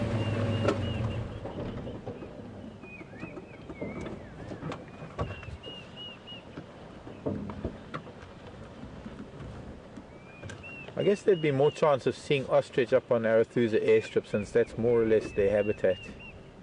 Here at Djuma, there isn't really open ground for ostrich. And in Kruger there are vast tracts of open, almost grassland, where ostrich are likely to occur in greater numbers, but we just don't have the habitat for them here. It's far too thick. I mean, they'd be in danger here. Line.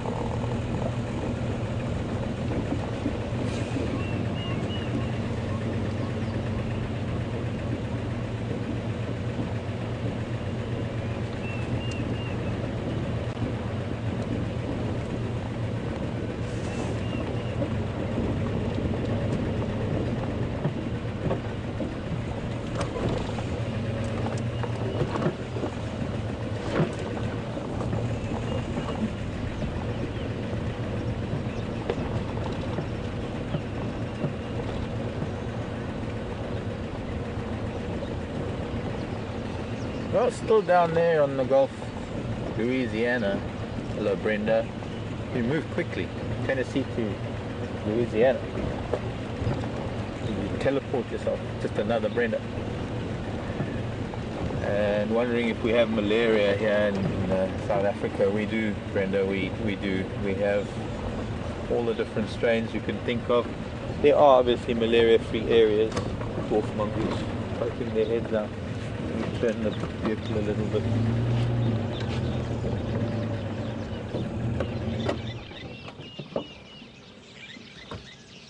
Morning, children.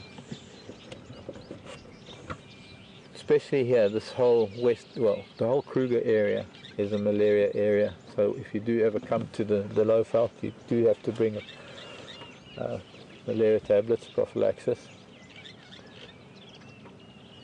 And there have been quite a few deaths, not some, there have been quite a few deaths from cerebral malaria this year, and it is quite a problem. Most of us carry malaria test kits. I keep one with me all the time. I had a bit of a scare maybe about a month before I came here, where the test kit proved positive, but I had a bronchial infection at the time, so it was masking things. Anyway, went straight on to a thing called coartem, which is, I suppose in a way it is a prophylaxis, it is a anti-malaria drug. But of course those of us that live here, which I'm sure the next question will be, what did we do for those of us who live here? Well, living within a malaria area, you can't take tablets forever, and there's a limited time to how long you can. Plus, the tablets themselves are one of the best treatments for malaria. So not being on the drug, of course, you can immediately go on the drug and it kills off the parasite, or it helps.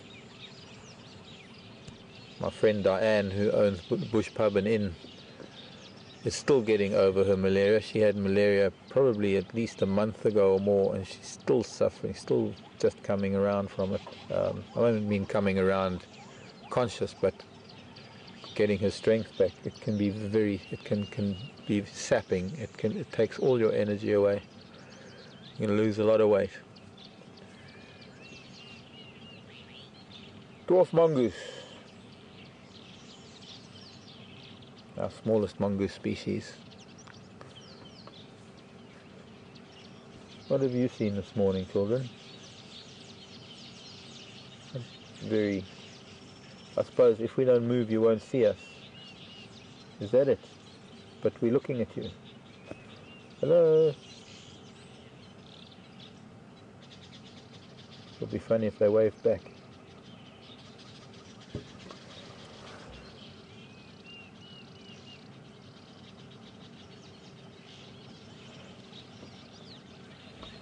Okay.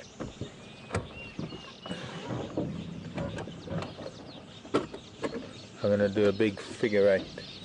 Come back here and then go up to filament cut line again and around again. How we can do this, that's going to get us. I don't know, we'll figure it out. It's been an elephant here and we missed it.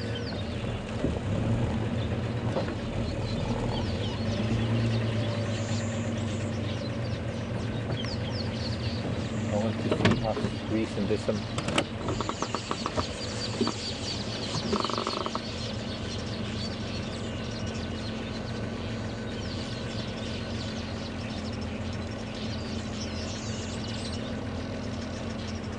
Morning, Joe. Wanting to know if mongoose are related to ferrets. Not really. I mean, maybe in that they're small carnivorous, or they're small carnivorous weasel type creatures. But mongoose belong to the family. They're different families. If you understand taxonomy and how animals are all broken down into orders and family and genus and species, they belong to different families. The mongoose belong to the family of viverids, the Viveridae, whereas your ferrets and weasels, they belong to the Mustelidae, the mustelids. So these are viverids and ferrets are mustelids. No snakes hanging in this weaver nest tree.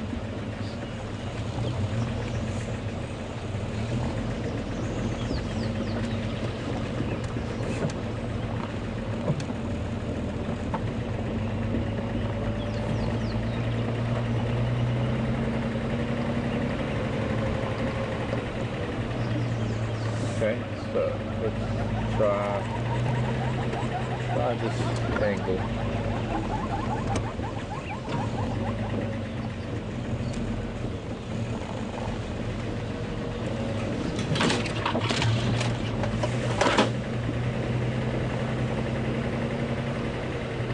What do you see? Yeah, son.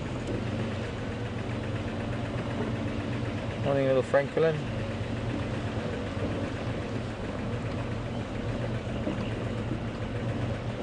Now that elephant dung wasn't very fresh. Must have been here either early this morning or during the night. Because it's cold. I did the finger temperature test.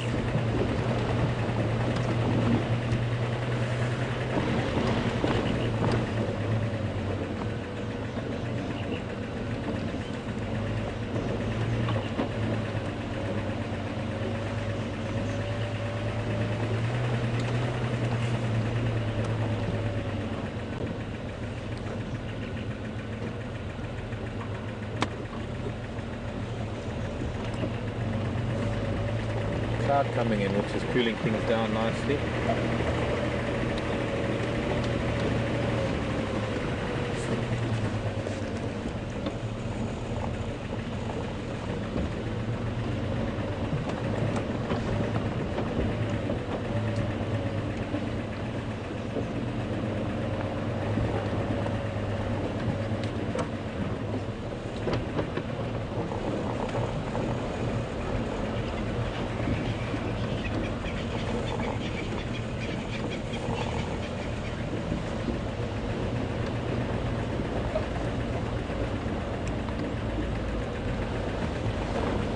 Oh, back to Rick and Susie. Aloha. Rick and Susie back in Hawaii. I think I'd like to visit Hawaii one day.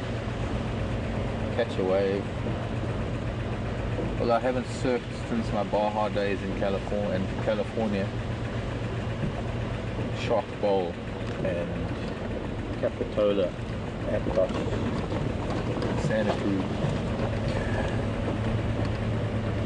Are honeybees in Africa kept as honeybees? African bees kept as honeybees? Yes, they are. I have even kept bees a few years back. When was it? Must be about 9 years back. I had bees. I made honey. I would love to do it again, actually. The honeybees here in Africa, although they have a reputation in North America, Central America, more elephant, looks like the same alley. I wonder where he went.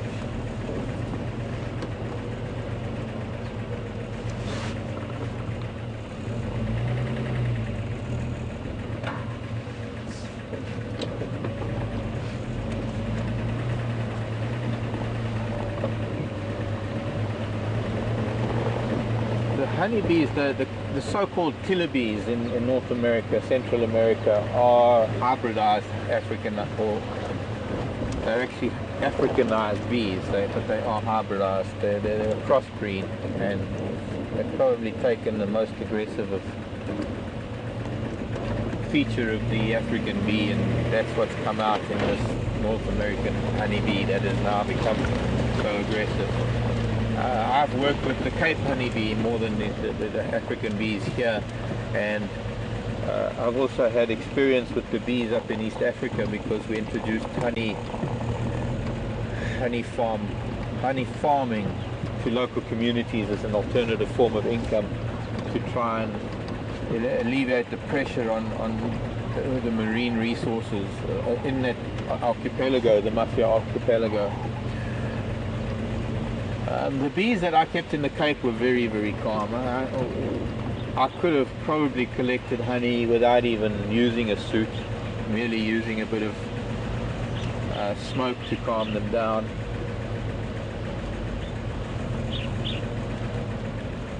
Because they hardly ever got aggressive. I've had encounters with bees here in the Kruger, in Sabi Sand, and at home where they've also not been aggressive, where we get swarms that fly over and you can stand and actually watch the swarm. They're not going to do anything. They're sort of from point A to point B. They're not really bothered with anything on the ground when they are traveling in the swarm. And I've known a couple of beehives in places, friends' houses here in the reserves, where I personally haven't been stung. I've had them hitting, because bees actually, before they sting, they get aggressive and they dive bomb you and actually hit you. And I've had them, it's almost like it sounds like it's raining on my hat, and I think they're content that the hat is part of my body. But I've had people standing with me, or people in close proximity to the same hive, who have been stung, sometimes even multiple times, but that is because of the way they react to the bees getting close to them. When you get bees coming close to you, the worst thing you can do is wave your arms and swat at them. I'll gladly show you how bees will calmly walk over my arm or any part of me. I'll be quite happy with it. It's only when they're seriously stressed that they'll sting. But remember, when a bee stings, it's giving up its life for its colony. And the other thing is that when a bee does sting, it gives off the danger pheromone that of course excites all the other bees, and the other bees are just going to sting exactly the same threat, which will be you, even though you're not be threatening them. I've had bees that have been riled up merely by I suppose the carbon monoxide of the vehicles, because they do react to carbon dioxide, carbon monoxide. In East Africa, where we've had to drive away at speed because we've disturbed a hive in a big baobab, and from then on we avoided it until one day when a vehicle got stuck and we had to get the tractor to pull it out, and a few people got stung, and that was a good 20-30 feet away from the tree that the tractor was trying its hardest to get this vehicle unstuck from the mud. Yeah, I'm changing tactic a little bit. It's going to go down to Twin Dams and then come back up here and maybe spend the last bit of time with these cats.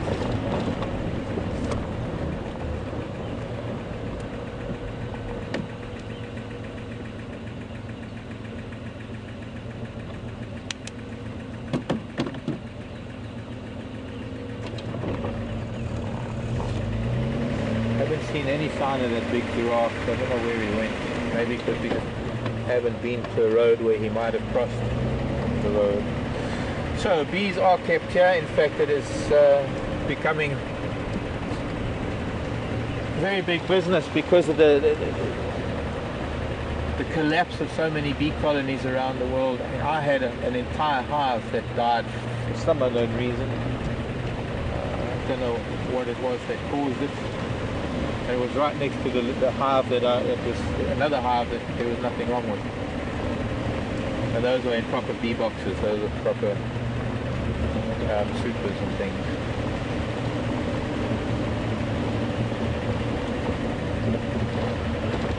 And so honey is becoming exceptionally expensive. I'm a honey addict. I haven't used sugar in probably 12 or more years.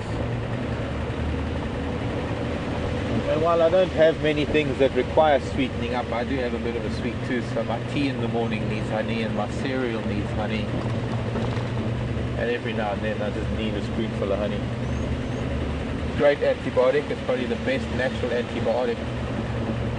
But, and I'm going to pause here because we're probably going to get iffy signal down here. Get back to the honey story and scorpion.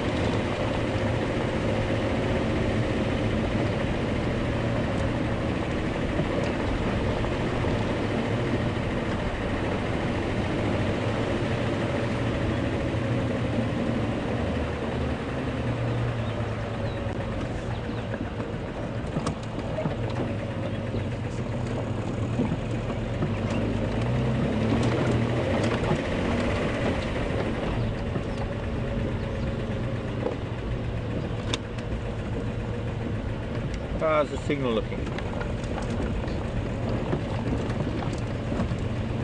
Oh, good. Okay. Brian just reminding me that Einstein, and I think there were a couple of other people that said that 4 years after all the bees are gone, we will be gone too. Because we will not survive without bees. In fact, already, I think in China, they are hand pollinating certain fruit trees because the bees aren't there anymore. Hello, boys. And white-faced ducks too. Don't get up on my account, really. No need to stand, gentlemen. I'll bow down to your superiority. And size and strength and horns and temperament.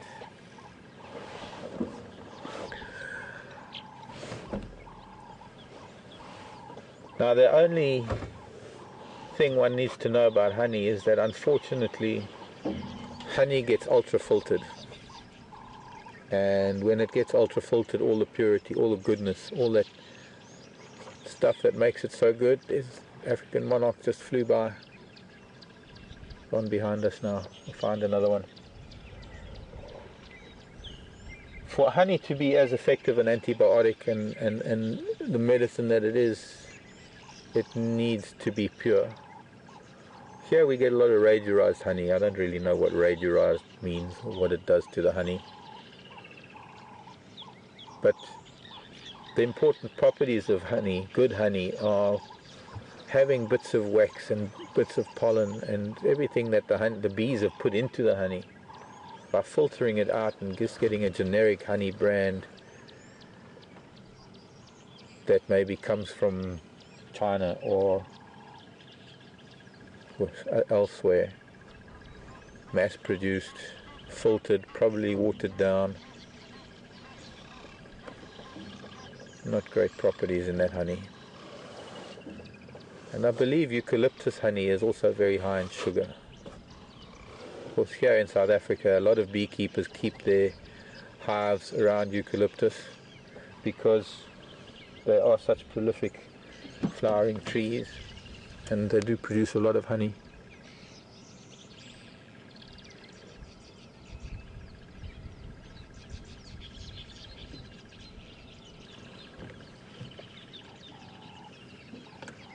Did you see the white-faced ducks? Where are they? Here on the edge. Okay.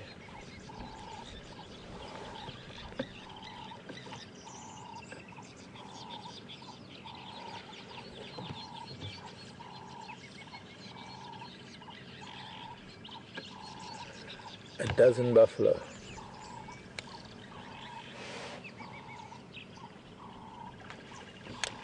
On we go. I think Rick and Susie were also asking, along with the bee question, was whether we get scorpions here. And we do. We see them every night driving home. The most common species that we've been seeing at the moment have been the yellow-legged burrowing scorpion, which is also known as Opistophthalmus.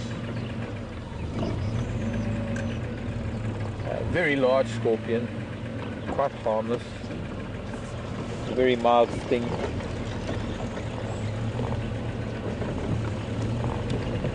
Very big pinchers, very narrow tail. Then there are also a couple of species of Europlectids which are kind of in between the Scorpionidae and the Parabutidae, the two extremes of scorpions. The mild scorpions, the scorpions you don't have to worry about, are the family of Scorpionidae, which have the thick pinchers and a thin tail, and it tells you that the tail isn't very strong, so the tail can't really do much damage, but it has big crab-like pinchers, and it tells you that all the strength for the scorpion is in those claws to be able to capture its prey. The tail, being very thin, is also rather blunt, and it doesn't carry much venom. In fact, some of the rock scorpions and scorpions that have virtually, well, tail as thick as their legs, they don't even sting. Or well, for those that do, some of the burrowing scorpions, maybe not even as bad as a bee sting, maybe some of them a little bit more than a wasp sting. The Europlectids, as I say, in between the really bad ones and the mild ones, the Europlectids can be painful. I had one in my hat about a month ago, I think. Put my hat on and it zapped me on the forehead, and the effects of it lasted for quite a few days. It was quite painful, and it went numb and tingly, and it was almost as though I'd been to the dentist and he missed my mouth and he jammed me in the forehead with Novocaine. It wasn't quite numb, but it was tingly, and it felt like it was swollen, and it was very sensitive to the touch. I could just wear my hat and couldn't even touch it. The one scorpion that I get at home that we don't get here is the big Parabutus, the big black Parabutus, the Transvaal big-tailed scorpion, which is a venom that has it potentially can do damage, because people who might have a weak heart, or for children, it is excruciating. It's probably one of the most painful things one can ever feel. There's a brown snake bill in a tree in the same breath for eagle number 5 for this morning. Very clearly a brown snake eagle with a very broad head.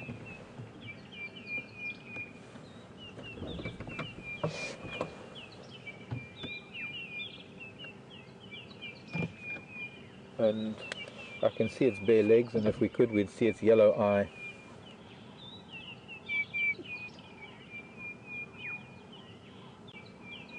The sulphur-breasted bush shrike calling in the background.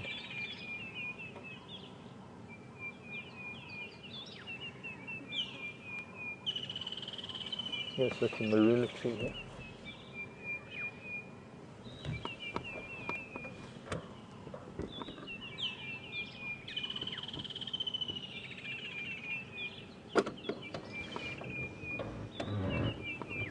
Okay, from this bird to hummingbirds. Question from Michigan. Hello, Diane. Sorry, you weren't finished with the eagle. Uh-oh. We got a standoff here.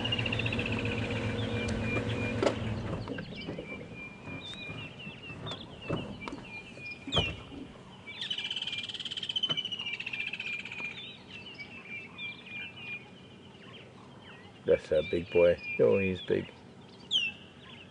Gonna have a rub on the wattle branches to nice and soft, get them wrapped around his horn, and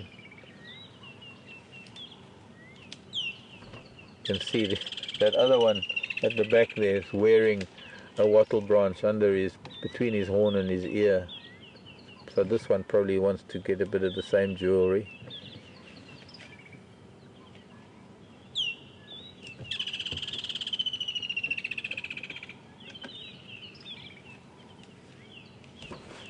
Hummingbirds. Do we have hummingbirds? Diane? No. We do not. We have sunbirds, very similar to hummingbirds. But our sunbirds don't hover. But they do have very long decurved beaks, very long thin beaks that they probe into flowers for the nectar, and a very long tongue that they use to suck it up. But strangely enough, our sunbirds are not really related to the hummingbirds. You didn't quite manage to get that branch off, did you there, Mr. Buff? Try this wattle, the teak in front of me.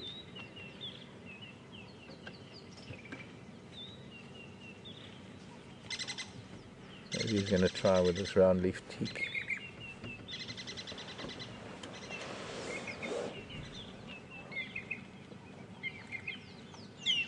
Good morning, Squire. Oh, he's a big old man.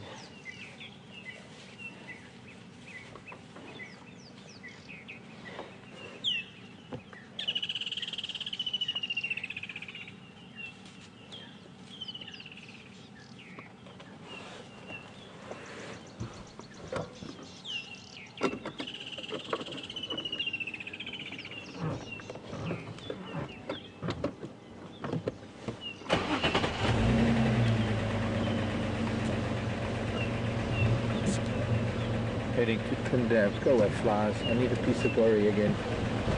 Being with buffalo means we get these little flowers that live on them.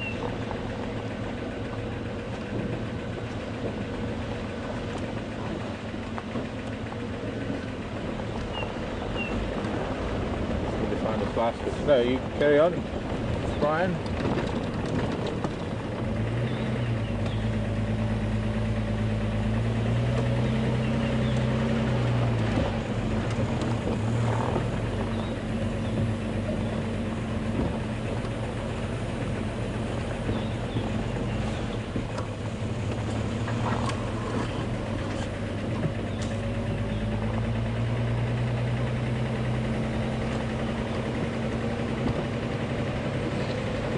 Chris in Adelaide, before I get to one more thing about the scorpions for Hawaii. the large tick-tailed scorpion that I was talking about, that is excruciatingly painful.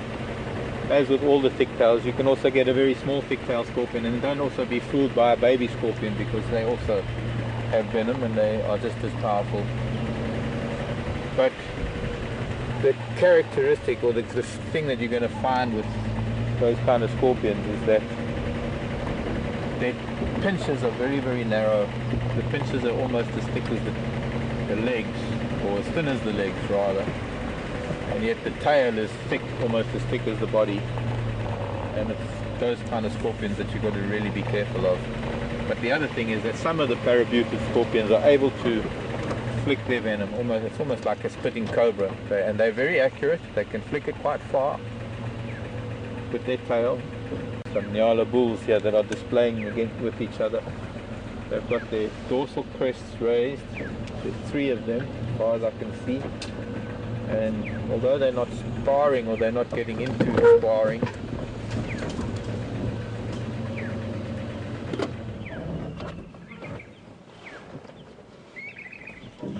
I want to see if they're going to be posturing. He's disappearing. He was the one that was most visible.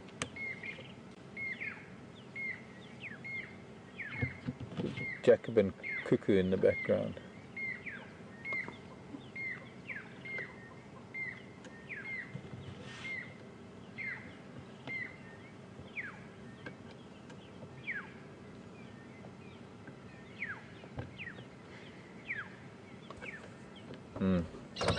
Because they're displaying, they're probably not likely to be moving much.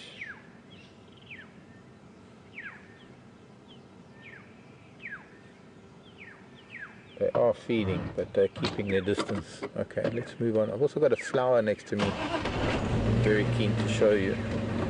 I've got to look it up because I can't remember what it is. This one here, that I thought once was an orchid. I found these at home for the first time a few years ago. I had a friend, Ryan, who's now at Ulusaba. Ryan used to be a head ranger at Arathusa. Ryan was visiting me after rains one year, and we were walking around and we found this flower, and I thought it was an orchid.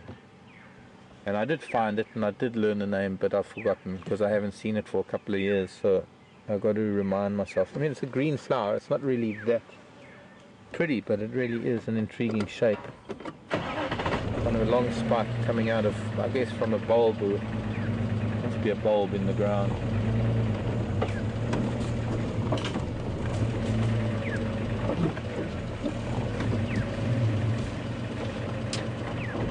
Chris in Adelaide wants to know the translation of a couple of words. Coming on safari in August, is it, Chris?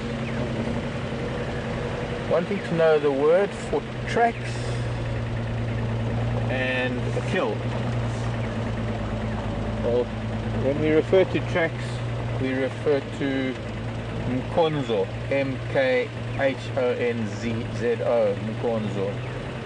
Word, and it's a misuse of the word, but we use the word bamba because bamba is to catch. So we talk about lion on a buffalo bamba. To kill is to bulala, but we don't ever use the word bulala. Well, that's actually Zulu. On the radio we mostly use the word bamba, or we even just say nyama. They've got some nyama which means meat. What other words do we use?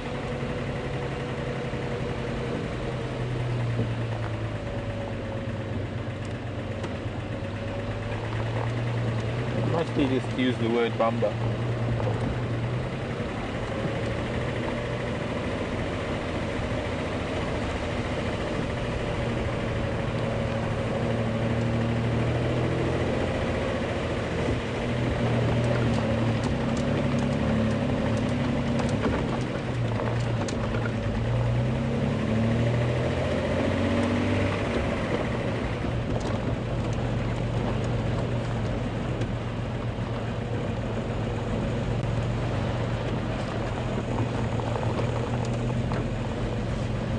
Marco wondering if it's a type of snapdragon. I don't think so, Marco. I'd like to look further into that. We don't get snapdragons here. I know of a snapdragon, but I'd have to find out if they are related in any way. Let me listen to the radio a second. Oh, they're back at the location.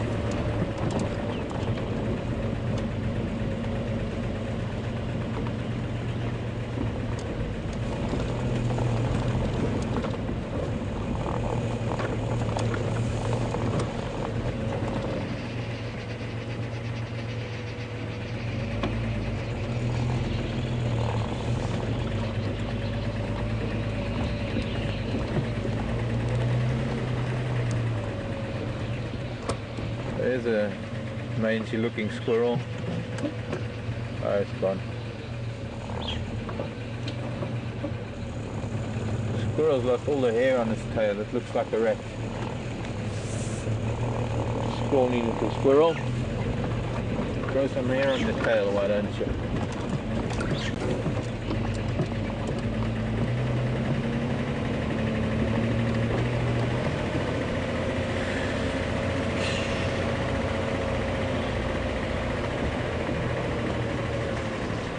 I'm going to do the other part of this big figure eight that we're doing up the other side of Treehouse Dam, back over the wall, up to Philemon's Cut Line, and then we're going to spend the rest of the line.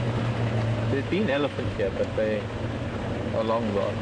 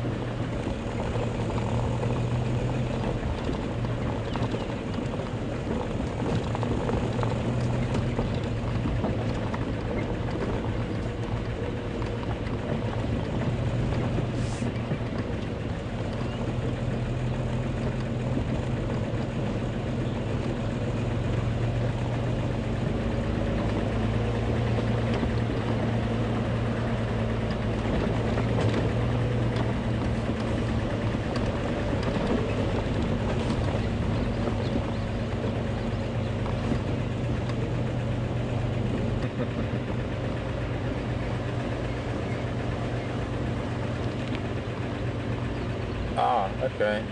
That makes a different story then altogether. PJ, Pennsylvania, hi there. I've often been asked when's the best time to come to Africa, and well, that's a very difficult question because any time is a good time. But PJ is asking a much more important question. When's the best time for the lowest pollen count? Thanks for the question, BJ. It's a Bateleur, juvenile Bateleur. This is a BJ, Bateleur juvenile, or JB. We're going to pop in to see the lions quickly. The lowest pollen count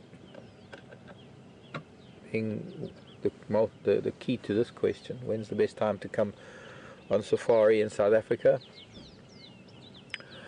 I would say probably the middle of winter or the middle of the dry season, but then you've got a lot of dust.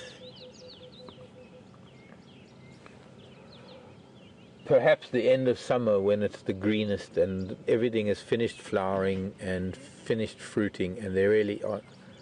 But then you're going to have the grass seeds and the grass pollen. Like now, they're starting to mature and ripen now.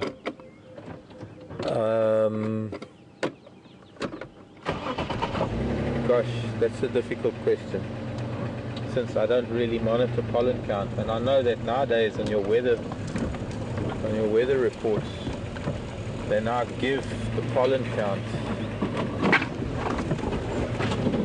or they give warnings if there's a high pollen count.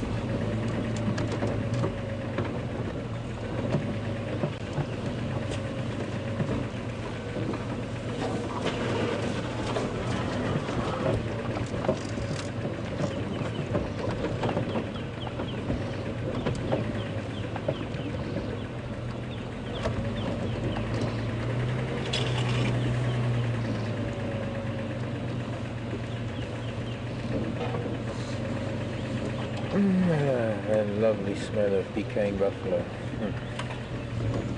Are you here, boys? Since it isn't so hot anymore. Am I in the wrong? No, they were here.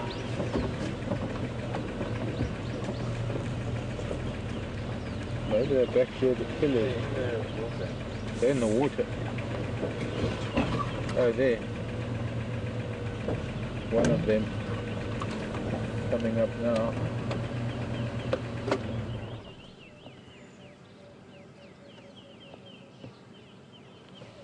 Sorry, Mr. Lion. I see the other one down there too. He's always been a bit shy, this boy. I don't know if we'll try and get a little bit further down. I think the other one might stay there if we just edge a little bit further down.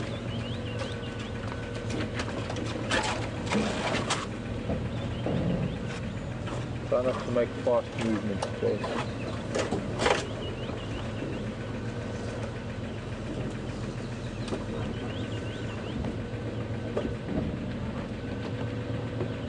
Just giving us a little bit of a sly grin there.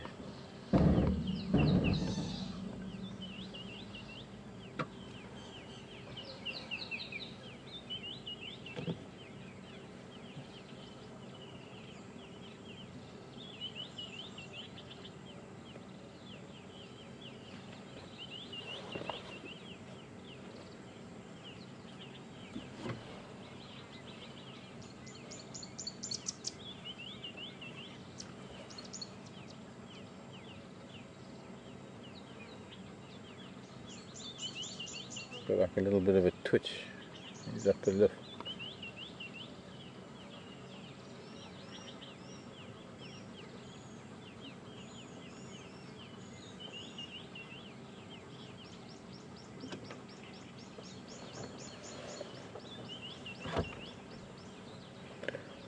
Hot and no doubt quite uncomfortable with such full bellies.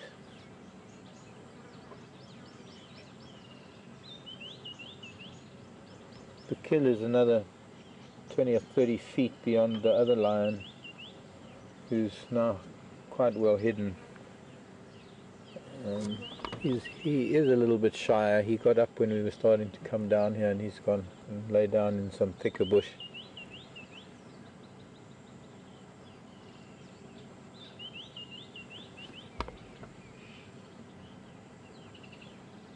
I don't think anybody was looking for Djuma this morning. I certainly didn't see any tracks coming out of this block. I didn't see any tracks on any of the roads, but there might have been a couple I didn't cover. Or it could have been that he crossed the road somewhere where there was hard packed soil and I missed it.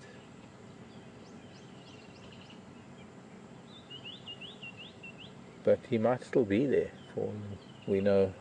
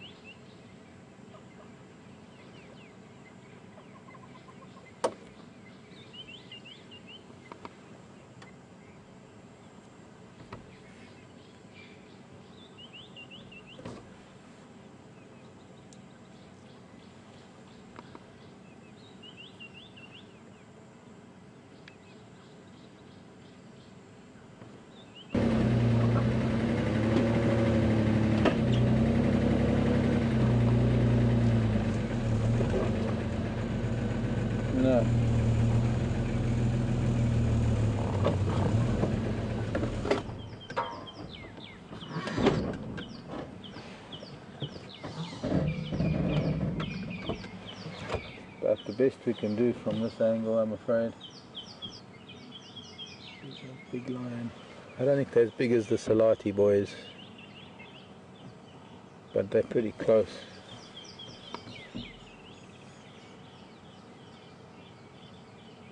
I don't suppose very red. Yeah, I see that. I wonder if that happened. I can just see a little bit of flesh there, pink flesh. Looks like he's got a little bit of an open sore wound.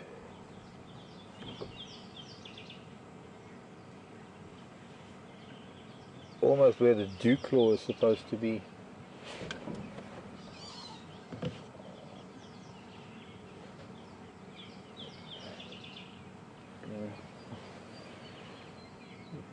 Can't quite see it from there, but because there's some grass in the way. He's got a patch of skin missing off of, just sort of above where the dew claw is on his right front leg, and I'm wondering if that wasn't an injury he sustained during this hunt. I haven't seen it before. Not to say that it hasn't been there before, but it'll heal. I'm sure he'll lick it a lot. And cats have, there is a bit of antibiotic in their saliva.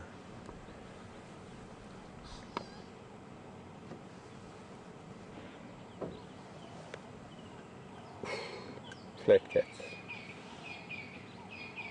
Tired, full, contented cats. Welcome to Africa, our little patch of live Africa. And that posture now, trying to turn over onto his back. Let me go back a little bit. I don't know if you're going to see from there, but we certainly can't see anything here. Go.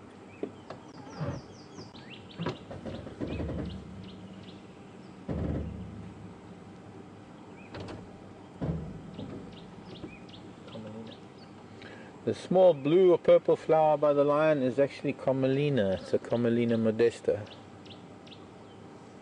There's quite a bit of it growing around here. We should be able to find another one closer to us in a bit.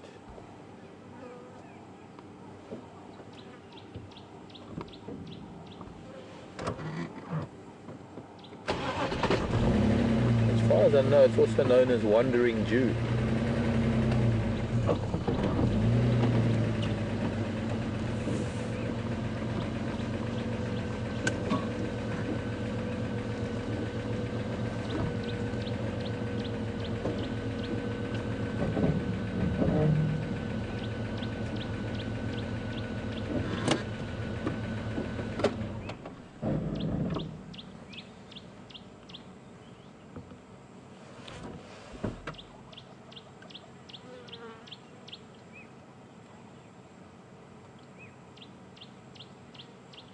He's winking at us.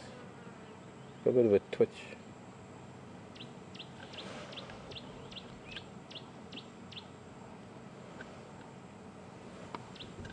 I'd love to be able to edge just a couple of inches forward, but I'm on the edge of no return. Any further forward and we are not getting out of here.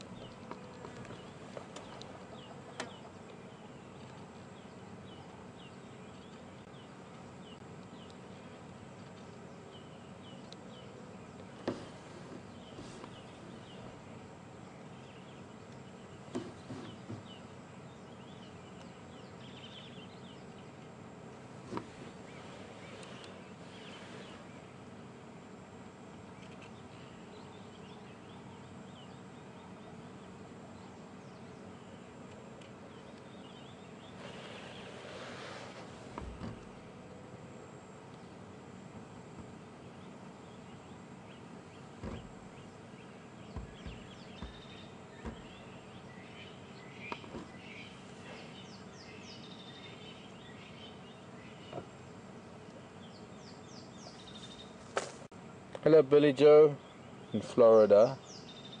I need to know why he would be twitching like that. What would cause the twitch? I don't know, maybe he's got Tourette's. I'm sorry, it's not a joke. Maybe flies are landing on his face. I can see there are flies on his nose. Maybe he's twitching like a horse twitches its flanks. Maybe he just has a little twitch.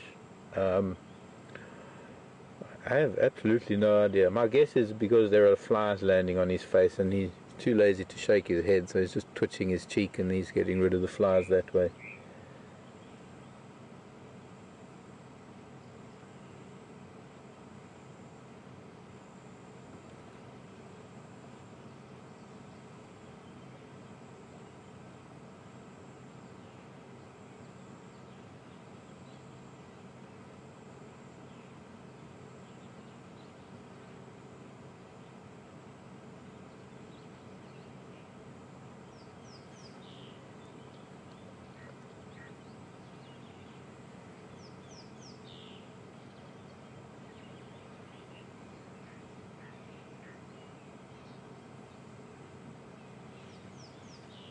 Good night, Mr. Lion and Mr. Lion, brothers, hermanos.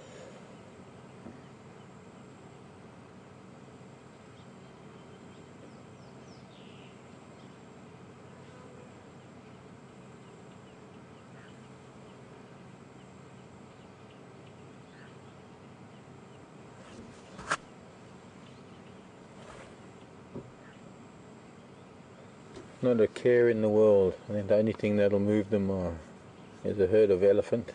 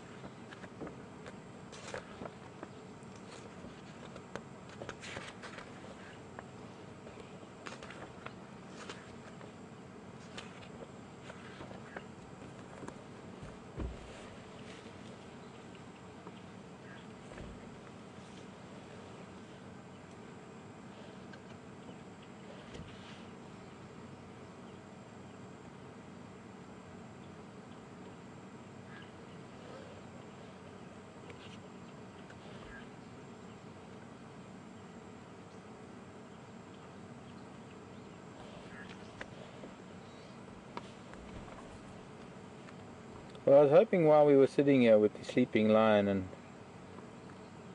a lovely peaceful morning, you know, I have to be honest, I've never feeling when I'm sitting or when I've got lion or elephant around me, especially at home when I'm sleeping. But so I've been trying to dig into my book through the green flowers, not many, trying to find that little flower, but unfortunately I'll have to look a little bit harder in one of my other books. So it must be in one of my other books. That little skinny malinky flower that we saw now, that I said I thought was an orchid once upon a time. Thank you for joining us this morning. Thanks Jason on camera. Thanks Brian back in FC for sending through all the questions. But most importantly of all, thank you everyone for sending in the questions to begin with. And keep them coming. It's great to be able to spend the morning, even if there's not much to see, being able to interact with all parts of the world, from the United States, Canada, Hawaii, Australia, England, Europe, even Siberia sometimes. So we'll see you South African time or Central African time, 4 o'clock, 1600 hours this afternoon. That is what, 9 hours from now? No, yes, 9 hours from now, if I can count.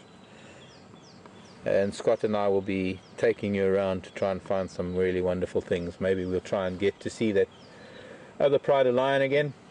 And until then, from me, Mark, and all of us here at Wild Earth, I love you lot. Sweet dreams, good night, goodbye.